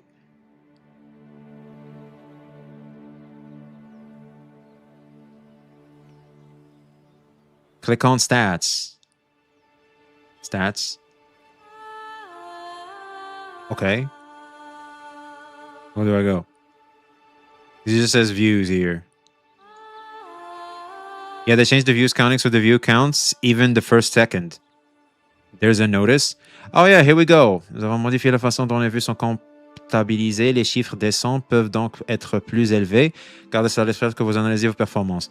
So yeah, I guess this isn't a good look considering what I was just trying to say earlier. But yeah, apparently we're just gonna have a bunch of 1 out of 10s because YouTube, right? But I think this is just performing exactly how I expect it to perform. I think this video now has like probably 200, 300 views. I think that's gonna be how it works. But yeah, no, this, I guess, if YouTube has already implemented that change, then of course it's gonna be like crazy views. Everybody's not about to start having crazy views. So it has 246 views. That makes more sense to me. That makes totally more sense. So if we were to go over here, for example, to like videos like these, you will notice, for example, just me talking about the Akane Rin drama is basically pretty much double the views of me talking about the Saint Tonta situation. It's like, dude. It's good for sponsorships. Sponsors are not idiots. They don't care. I'm pretty sure like if they're gonna do that, they're gonna need like mega information to see exactly what's what, unless for the unaware.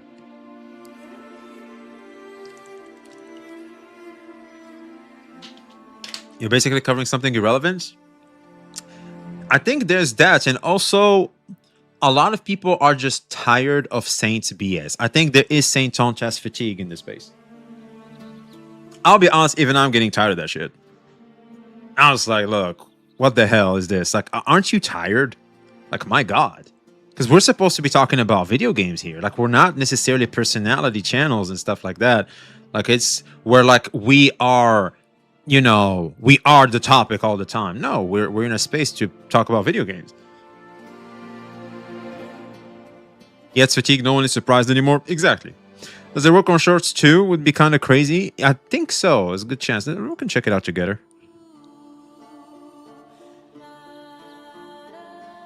Yep, it's right here. Yeah, it says here like freaking 6K. That's not the numbers I get.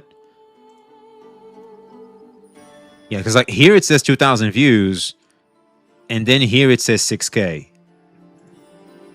Oh, so there it is. So for example, this video about Saint is actually just like 300. It's actually 300 views. But then if you check the stats, it's like pretty much almost triple. It's like, god damn. It's the only thing that he can do. He can't play the game. He glazes so much for shit. Pretty much, yeah. See, this is the problem with Gacha, but I feel like there's a lot of topics that we can be talking about, but instead he chooses to go instead on hate brigade and smear campaigns against other CCs, which is just bad in my opinion.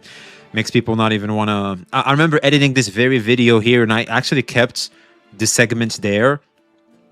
It's like, dude, no one wants to, you know...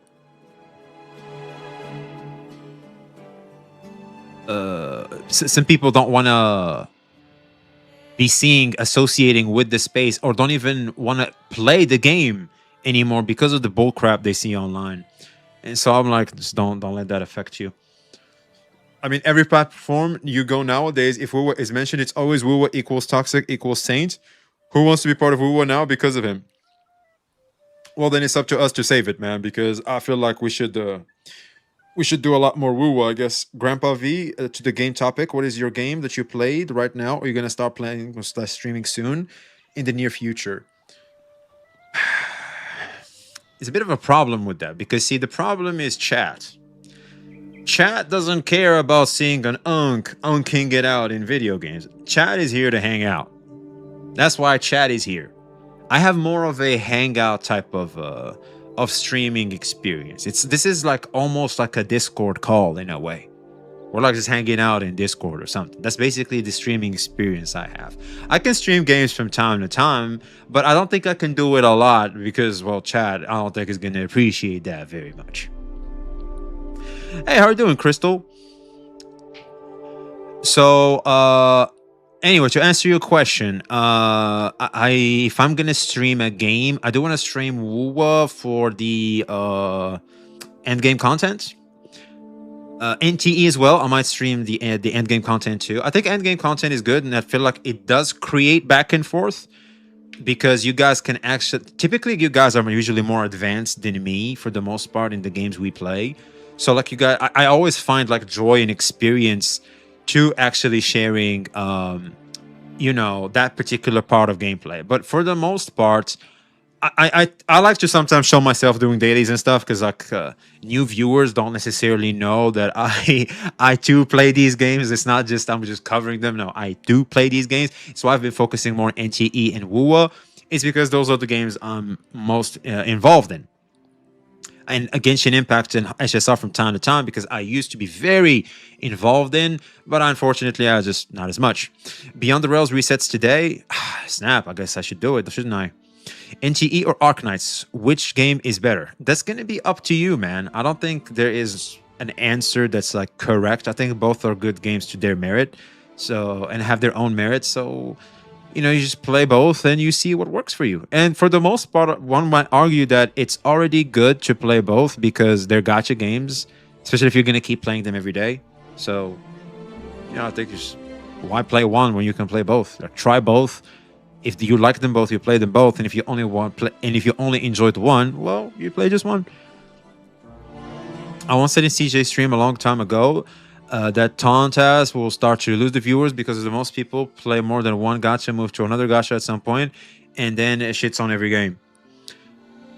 I think it's just fatigue. Like people are just tired of the same old crap. So yeah, I like how AKE has nothing to do, so I won't miss out on anything. That's pretty cool, isn't it? Wait, isn't there Azure Lane game? The F happened to that. Have Grandpa y'all chat talking about the past stream or video. Azure Lane. What was that about?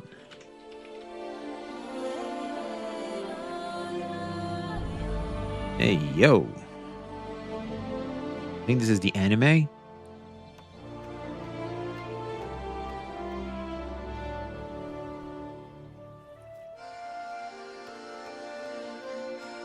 I think this is already out, right? The open world. So we have a new one? Oh, wait, are you talking about Azure Premilia? Yeah, it's Azure Premilia. Yeah, there it is. I think you're talking about Azure Premilia. Okay. Yeah, no, Azure Premilia is going to be out for Japan and CN, but we don't have that yet. I mean, we ain't getting that yet. We did talk about it before. You were right. We talked about it before. It's some BS, man. What the hell? The Asians get all the cool stuff. Man, they got that spawn RNG, bro. I'm not gonna lie. Asia got that spawn RNG. Y'all got it good over there, man.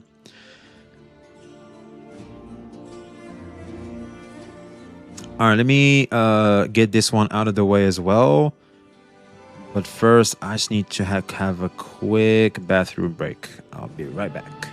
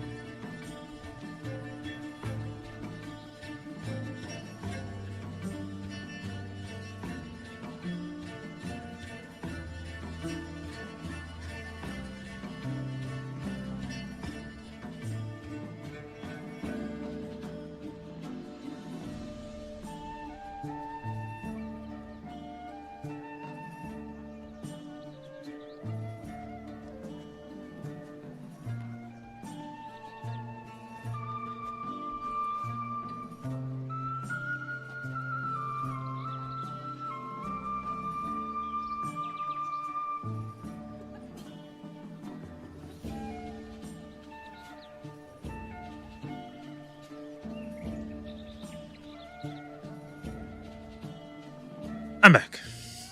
Apologies. Again. You know what I just realized? Ever since tech dipped out from Gacha, we don't get actual confrontation between CCs who's having a beef with. It's all self-insert made narratives and smearing campaigns ever since. It's just Saint, man. It's just Saint. I don't think that's the case. I think because Saint is the most present in drama, he's the one that applies this where it starts to give the illusion that this is what's happening, but that's not the case. Because here's the thing. Since Saint, I don't see any other CCs going at it. Who besides Saint is going at it with someone? Who? Is there someone that has beef with someone else in the space? I don't see it.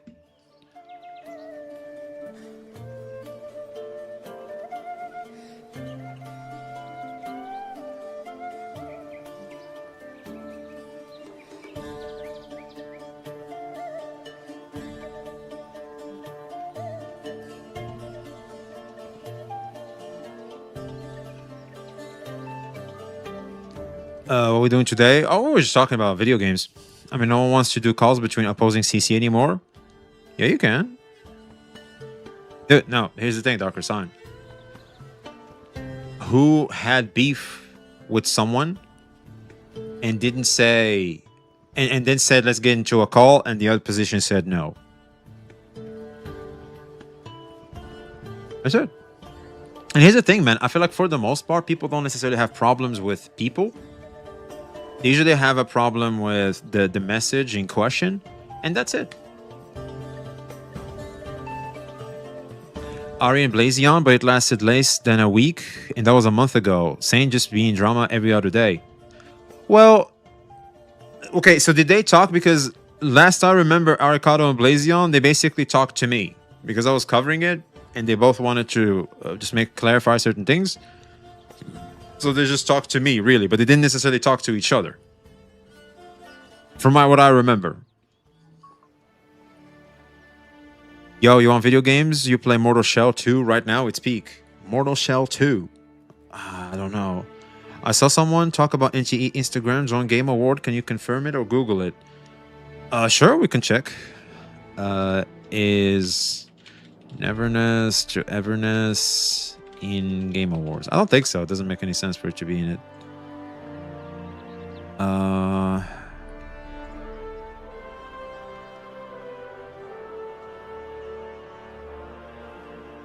Big winners.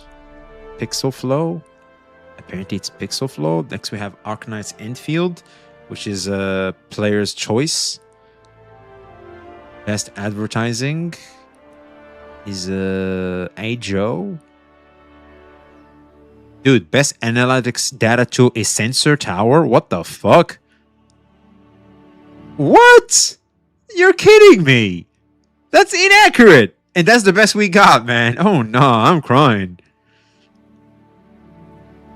Web Store of the Year, Supercell Store, Audiovisual Excellence, Arknight's Enfield, Best Support Tool, Amber Mark, Best Development Partner, Amber, Best Web Game, Imagine Island, Best Developer, Loom Games, AppCharge and Xsola, Rising Star, Kubra. I don't even think I pronounced that right, so I'm not gonna butcher those. Best use of IP or license: Free Fire, X Naruto Shippuden Chapter 2, Ninja War. Best marketing campaign, best trending, Pedal Pause. I don't see NGE anywhere here, man. Yeah, Game of the Year goes to Pixel Flow. It's called Pixel Flow. Now NGE is not here. NGE is in Gamescom Game Awards. I don't know if they won anything. No, I don't think they won anything. They're just there. They're in Gamescom because that's just the business move to do, man. I just call it for what it is. We are so cooked.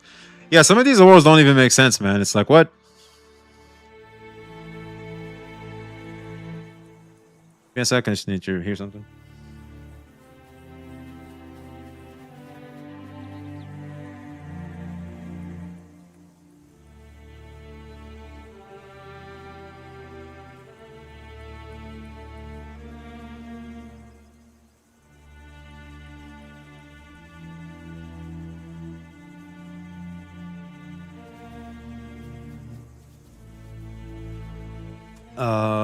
This is Pocket Gamer, not Gamescom. Oh, so these are two different things? Okay, well, I don't even think Gamescom released like the awards yet.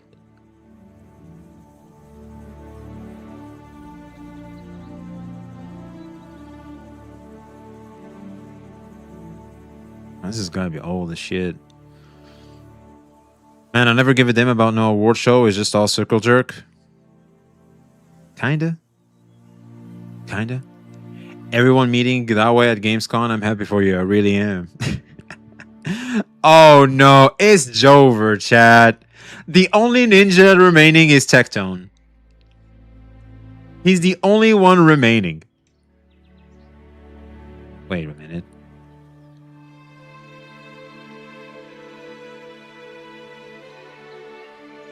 Mtast has me blocked? From Twitter? Why?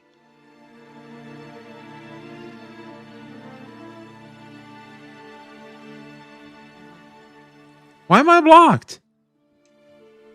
So what, because I made a video about him? Because we kept it a bug? The F did I do? Nothing. I just covered the topic like everybody else. Why am I getting blocked, man? I'm not trying to, you know... Like, I didn't break up with you or anything. Emotional, damn it! I know, man. I know. How am I to live with myself now? Oh, no. I'm crying.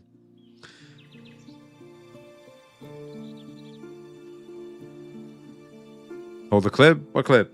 There's nothing to say, man. Like, who cares? I don't think you even sounded M-Test like you just explaining the drama. Yeah, for the most part. Like, I don't even think I sounded him much. Just said, whoa. Oh, yeah, dude. Max in this show, like, she's super hot. But anyway. What do you say? F me for? Man, screw him. Like, who cares, dude? Oh, no. He has me blocked on Twitter. Let me who cares? All right, so Bro Girls. Yeah, I like that show. The many CC acquaintance, no CC friends now sounds real. Oh, you thought I was faking or lying? I'm serious, man. Like, dude, I have CC friends that I consider friends, but for the most part, most of them are acquaintances. Like with MTash, like I'm just acquainted with him. I don't know MTash. I don't necessarily care about MTash. We wish him the best, but you know, he's mostly a stranger. Like I would want for him as I would want for a stranger. You know what I mean? And just making a gacha game now too. If he makes a gacha game, that's the most hypocritical shit I've ever seen. Yeah, what up, Frost? Oh, more sane drama? No, nothing like that. I feel like we had our dose. Unless something new happens, there's a development, we can talk about it, like the doxing from yesterday or something. Apparently there was doxing. I liked yesterday, by the way. I was talking to CJ. I kind of could tell what he was saying. I couldn't hear him, but I could tell what he was saying from his mouth and what he was going to do. I was talking to CJ. Bro pulls up. He said, like, I don't want to engage with this. He comes back again. He sees CJ talking to me. He's like, oh, get me out of here, bro. Like, what is this? What is this? And then he comes back again. I was like, so which one is it, man? Which one is it? So, like, is this below you? Are you all about this? Like, what is this? So, yeah, dude, that was funny. Like, that was watching, like, a 16-year-old girl beefing with her boyfriend or something. She's like, don't talk to me. Don't ignore me. Don't talk to me. Don't ignore me. Oh, Jesus Christ. What is this? Honkai Star Rail, the characters who receive an upgrade through payment. What? What do you mean through payment? I have to pay for this shit? You know what? If I can improve Acheron and Inhibitor Lune, there's a good idea I might pull up. I'm not going to lie. These were two of my favorites, actually. Hands down. These were my favorites. Scroll down a bit. The latest leak that came out about the paid improvement went like this. Their weapons will receive a skin like Siren's Bow, but these will have a buff for the character. They're exclusive to payment and the price is still unknown. This is really bad. If this is true, which I don't think it is, because I haven't heard that the buffs they've added to SSR characters are monetized. I've never heard of that. Like, this is news to me. In case no one told you before, HSR now needs 3 teams to get all the J's in the endgame stuff. 3? God damn. This is a leak. I know this is a leak. It's fake. It's probably fake. It doesn't make any sense anyway. It's just rumors. Unc, what you made me for lunch? Well, I didn't make you anything. Hold on. Well, I can make something for you from scratch. Yeah, I can go to the fridge, make you some stuff. Well, I just made me, man. My apologies. I didn't know we was eating. Also, they're going to be adding a skin gacha like NGE box as well. Well, that's a W. If that means they can remove the 50-50. In case no one told you before, I heard that one. Yeah, 3 teams sucks for new players, but for us, like OGs, I guess we can because we have a crap load of units. Still bad though. I wouldn't encourage it. Let me add more water.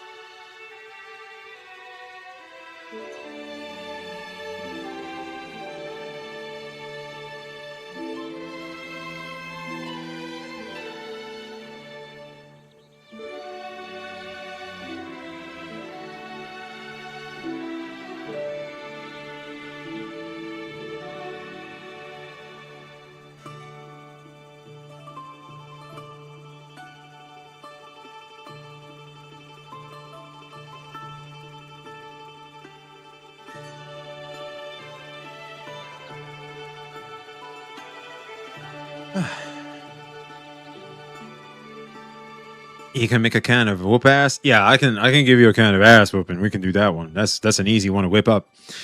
Yo, what up, Zap? How you doing, man? The new Veracity thing cool in the sense of story, but why is it in the end game? I don't know what that is. Remember how many teams we needed when Genshin added Imaginarium Theater? That's kind of where I really stopped Genshin. Like I really couldn't get into it anymore. Like I tried to do that end game one. I just couldn't really do it. I think it was around Fontaine, right?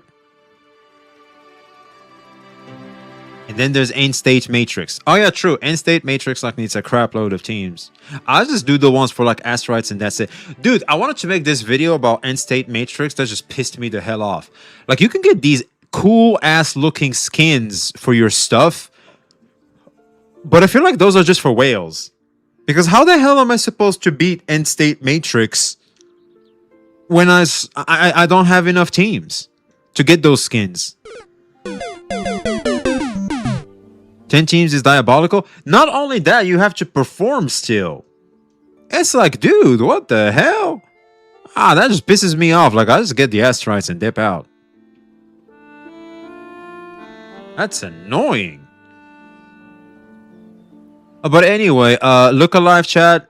Let's go for the last round. Because I do want to talk about this topic. I think this is an interesting topic. Say hi to YouTube if you would. Appreciate if you could. And yeah. And get the show on the road. I paused the music, right? Yeah, I did. All right. So, no, I don't think that's a good start. One thing one cannot deny, if you've been around the gacha space, critiquing gacha games has a bit of a cost to it. That's right. You can't just criticize a gacha game. There's certain people that don't take kindly to your criticism. Now, for the most part, I think that as long as you criticize the game fairly and from a place of enjoyment, of actual passion towards the game you're criticizing, I think for the most part, the communities, rather the more diehard fans of the community, excuse me, let's call them for what they are, the toxic parts of that community will probably leave you be. They won't necessarily have much of an issue with the criticism you're throwing at the game. Now, sometimes, not all the time, some people are having an issue with the game just because they hate it because of a tribalism that has been happening between two communities where they try to get validation points online by saying the consensus of a particular community, the tribalistic part of that community to be very specific, towards the other community, so that way they can get points and taps in the shoulder for like, haha, you told them, and basically feel better about themselves. That's basically some of the phenomena that we have been observing around the gacha community for quite some time now, especially to be specific around Wuthering Waves release. There was a bit of Honkai Star Rail versus Genshin Impact, even though they're from the same company, believe it or not. But I feel like the tribalism really became a huge issue when Wuthering Waves was released. And it has gotten worse since, well, because now people basically got used to some. This is like the status quo now, that we just got to be tribalistic to new IPs. So that extended to Arcanized Enfield and to now even NTE, and even future games like Notice Falls, which is Hoyoverse's new non-gacha release that have been announced recently in Gamescom. Now, this video has been drilling a hole in my brain. This is from good old Arcado Zodan. Shouts out to our boy. The collateral damage of bad gacha critiques. Now, there are good critiques and there are bad critiques. And I love the fact that he said bad gacha critiques, because sometimes you might think it's good criticism, but it's actually bad criticism. And that bad criticism actually is that's an individual issue that, for the most part, majorly speaking, isn't much of an issue. And if the game company were to comply to just you, it would come at the cost of everybody. And that's something we've seen before in gacha games. I just can't remember the names, unfortunately, but that's actually happening in games. Sorry, not gacha games, my apology. And that's something we've seen before in games, really. I can't think of names because it's been so long ago, but that's a thing. Sometimes the devs can listen a little too much. Maybe something like Love in Deep Space could be used as an example on this one, because a lot of people didn't want this one character to come out. But then, they actually canceled it, and there were others that were looking forward to it. So it creates this conflict. Sometimes the company's got to do business and let things continue, because as soon as you take a path, you make a decision, you make an announcement, kind of want to have to live up to it as much as possible, unless you can clearly see that there is no side of the community that is with you. Only then should you retract. So yeah, Snowbreak, for example. So anyway, without further ado, let's get active and see what good old Arcado Zodan has to say about this. I think the best way to open up today's video is with a thought experiment. So bear with me for a moment. Okay. I want you to think of a hot topic related to a gacha game. Old. A hot topic. I think that's in the name of a store.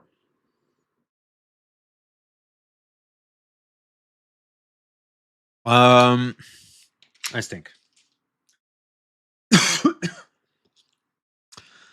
I think Wuthering Waves waifus look better than ZZZ waifus. There we go. New, frequently discussed, rather niche, anything that would be worthy of a video, really. Now, if possible... Oh, worth of a video? The 50-50. Yeah, you're right. Or the 3 polls back in the day in the anniversary of Genshin Impact. Yeah. These are hot topics. Yeah.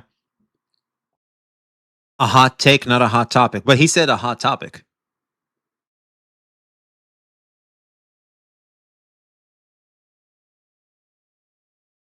Okay, so what's the difference between a hot take and a hot topic? Because I feel like these are hot topics. A hot take is what I said. Like Wu waifus are better than ZZZ waifus. Which isn't necessarily true, like I'm just saying.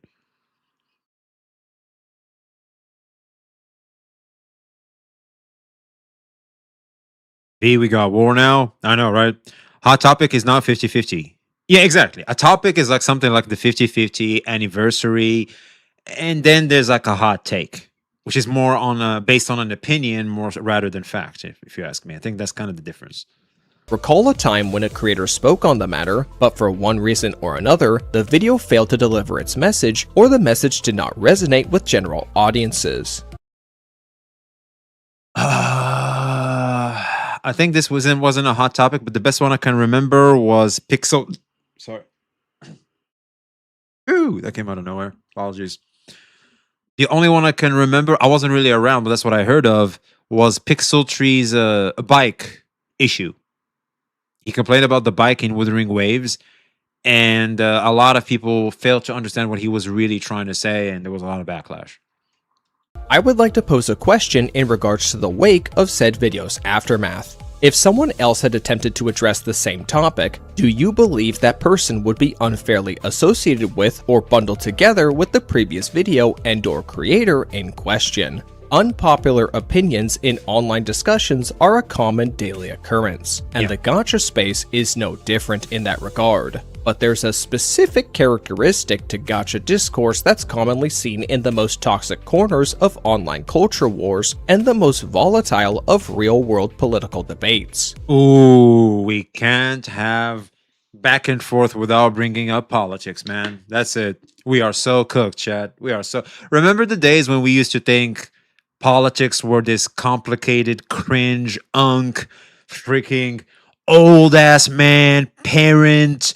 just completely alienating to us as a topic? That's what I used to think about politics, man. Just now, even still to this day, like I don't get in much in politics because I still think that's like the most unky thing you can talk about if you ask me.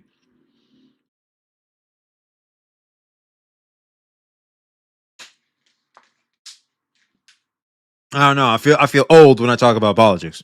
That would be the concept of guilt by association. Usually, the pattern goes something like this. A content creator puts out a video that either addresses an ongoing issue with a gacha game or attempts to present an emerging issue with a gacha game. The video itself is then met with extreme backlash, usually due to a lack of research or a perceived idea that the creator is acting in bad faith in their video. And as a result, the community is now on guard against any subsequent videos on the subject matter, even if it's another creator entirely that attempts to say their piece. In these kinds of cases, anyone attempting to follow up on the subject will now be under the community's microscope, or they'll have to just wait and discuss it later when things die down. Fair enough. The more controversial the inciting video, the heavier the scrutiny, or the longer the wait time.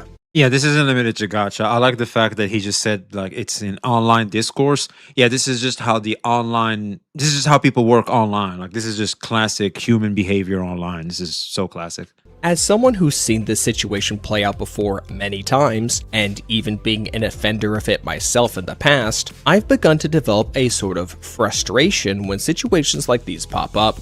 There are countless subjects in the gacha space that require a delicate touch when attempting to cover. So when something like this happens, it comes so close to poisoning the well of discussion that it's sometimes not worth throwing your hat into the ring in any way that isn't just joining in on shaming the original video or engaging in tribalism. Yes, what happened to me back in the day when I was talking about the Heart of Gold. You guys remember the Heart of Gold? How can you forget the Heart of Gold, right, chat? So yeah, you know, coming in a hot topic where you're not necessarily in the majority, you can easily be misunderstood. Granted, maybe my messaging could have had a little. I could have done a lot more work in my messaging, but still, I did realize that for the most part, what I've noticed is because I'm not in the majority, and people could see that I'm just nuanced. Like I just need like a small push to be with them. You know, it kind of negated some of the damage. Like I didn't get attacked too much, but regardless, I was still someone that was looked at with a bit of scrutiny. None of this is of course exclusive to any one community of a gacha game, and plenty of content creators in this space will have their moment at one point or another of talking about something that has some merit to it, but the delivery method shatters all meaningful discussion. There it is. It's kind of what happened with me. Yeah, he's totally right on this one. A few examples, if I may. Glaive Kyo and Blazion's past. Ooh, snap. What the hell? What are we talking about out of nowhere? It's Blazion and Glaive Kyo. Mishandling of Genshin Impact critiques, now only preserved by third parties, did a lot to damage any further discussion of the topics themselves. Mr. Poki's most infamous addressment of Honkai Star Rail's power creep at the time, the greedy and stupid was something else, wasn't it? Had chilled any and all discussion that asked if players themselves should be held accountable for their personal endgame struggles. Yeah. The three-part stage play of analytical vibes. Yeah, because technically Mr. Poki provided a good topic. Because, you know, we are the players. you are the one not being able to beat content. So maybe we should look at you. There's a common denominator called the player in question. So maybe we should look at you and see your skill level, etc., what you can do better, etc., right? But then you went ahead and said, you're just greedy and stupid. No, that's not how you should go about it. I missed the greedy and stupid arc. Drama was much simpler back then, wasn't it, Pupper?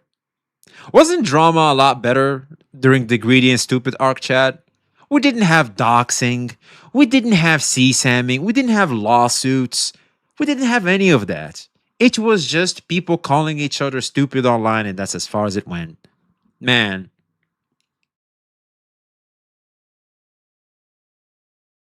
This drama before stayed within the game. Wasn't that the truth, my man? Wasn't that the truth? Yeah, I'm greedy and stupid. I like my anime baddies. Exactly. That was like the norm. But now look at what we are, man. Jesus Christ. Wow. By the way, grown-ass people. Grown people. Oh, yeah. That makes this a lot better, man. His takes on Wuthering Waves' monetization had only reinforced its community against anyone trying to have a talk about the game's recent shifts in its business model. Yeah, this is a good example, actually.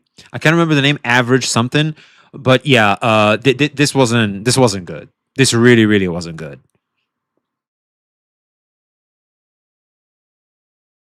Evidence days were something. Oh yeah, guys, remember the days of Evidence, freaking the glue. So yeah. Also, yeah, this video, I'm not gonna lie, like it's just I can't. Do you guys remember the name? Analytical Reviews, maybe, or something like that. I forgot. What's the name? Anadog for the follow, appreciate you. For anybody that followed or subscribed to YouTube, YouTube, if you could just like the stream, I'd really appreciate it. Let YouTube know that we're good people, you know what I mean? Like our content is good to be recommended, you know. We could appreciate more cool individuals. Analytical Vibes, thank you. It's Analytical Vibes. Yeah, Analytical Vibes about the bike skin. It's a decent topic. I even said so. It's a decent topic. The messaging was so bad that it's like I can see why a lot of people were are gonna have an issue with you. My guy hasn't posted since that video. You're kidding me. You're kidding me. Nah, you're lying.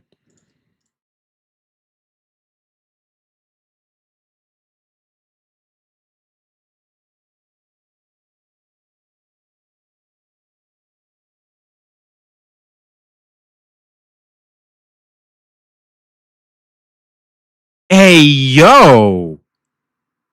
He actually quit. He actually quit. Bro, no. What are you doing? What is he doing? You cannot be this soft in CCing, man. Especially when you're talking about controversial topics in the community you're in. Drop the like going back, but we'll leave it running here. I appreciate you, KSB. Man, seeing someone quit though, it does break my heart, but is that because of Saint and his community? I'll be honest, even myself, I covered this situation, and the attitude he took towards the criticism also wasn't the best. I'm not gonna lie. There was some ego and attitude to this. You can tell bro is like very emotional. But this is really not the right approach. What a shame. Because I feel like he could have, just did better, learned from his mistakes, and got better. That's what I did. That's what I did. A lot of the times, I make mistakes. I work on them, make myself better, and go from there.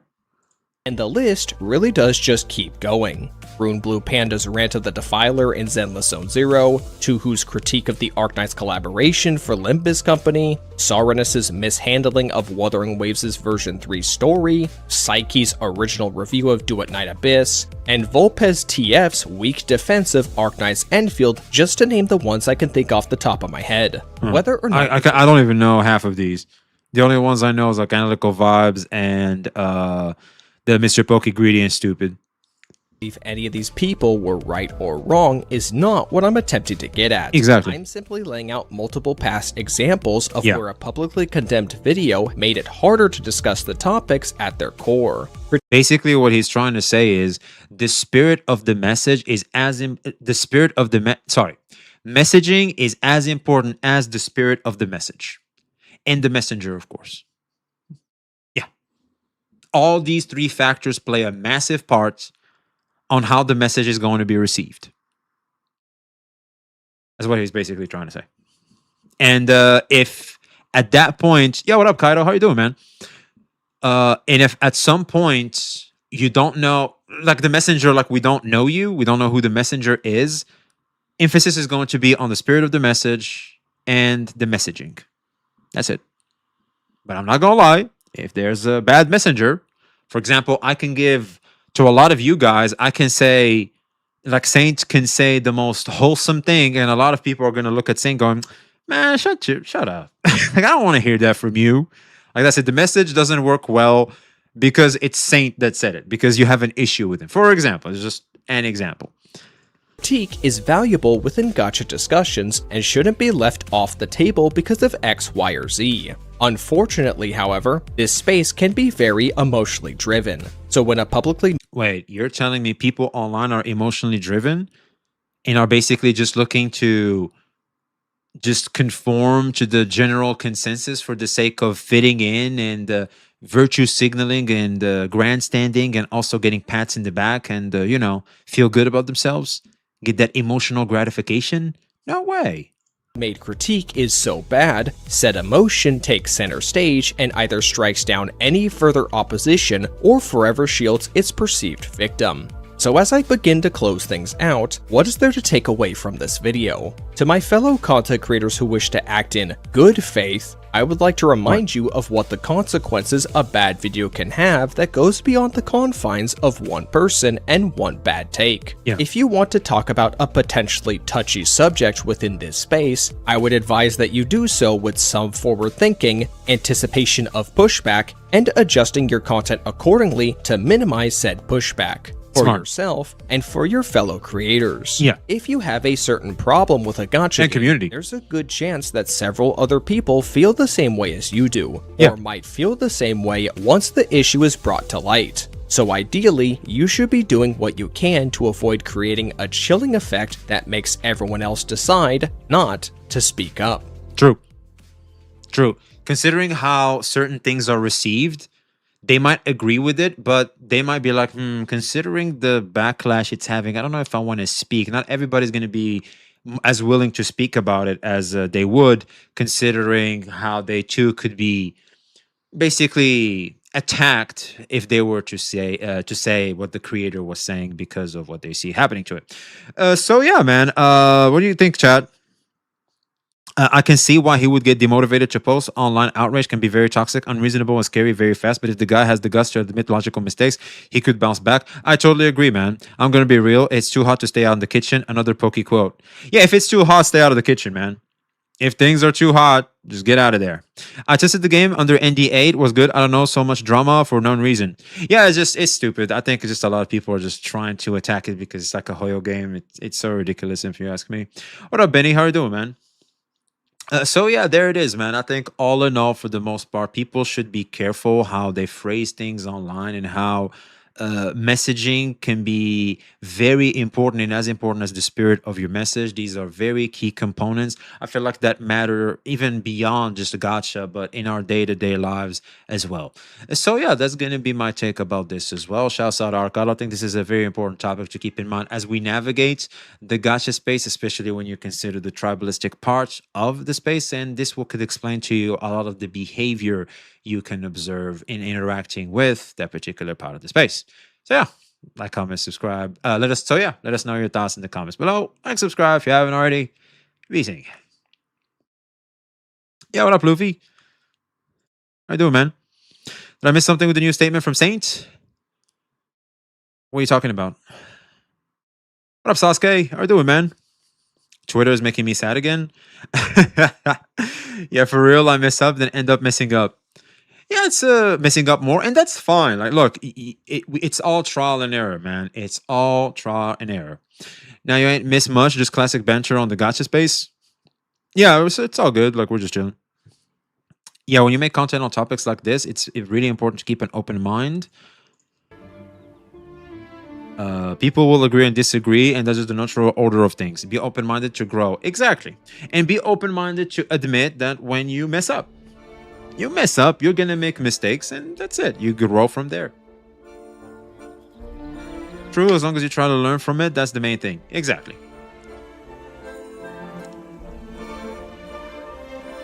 If you ask me, life is a journey where the best way to navigate it is to admit you know nothing and that you are in this perpetual journey of experience, learning, and growth until you pass on.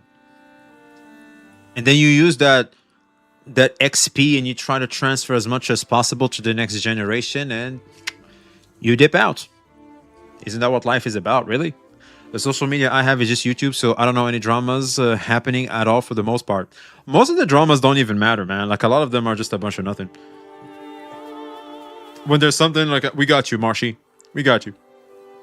Life's too short just to enjoy it. Yeah, life is too short to just enjoy it. Yeah. I've been wrong so many times in life, but I could either let that define me for the rest of my life, or I could learn from it. Yo, that's some Giga Chat shit, man. Keep it moving, G. Hey, based. Hey, bro. You got some bars there, man. Can you check NTE chat? Sure. Miss something?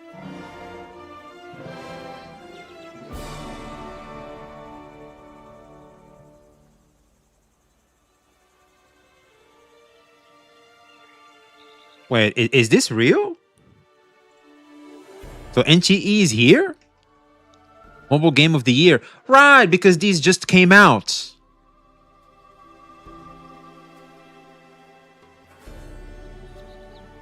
But is this a Gaming on Phone Awards? Okay, so it's not Gamescom. I think this is another thing.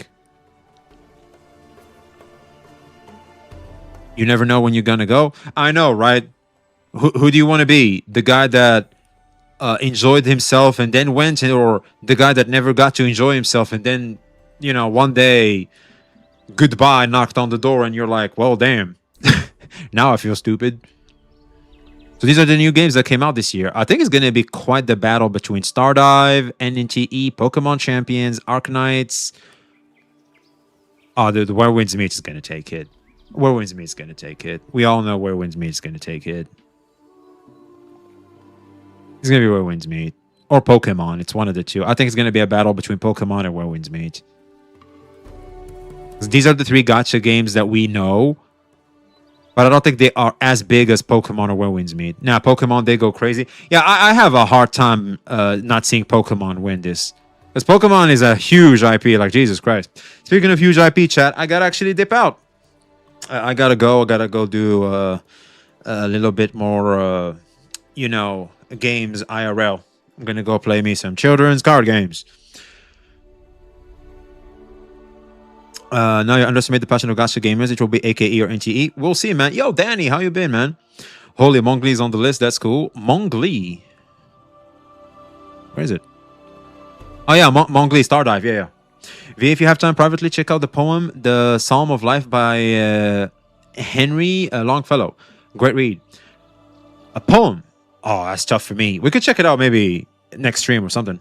I don't mind. You know me. I like that's my type of shit. Like I love covering stuff like that. Dang, just got here. I apologize, chat. I apologize, but I really gotta dip out.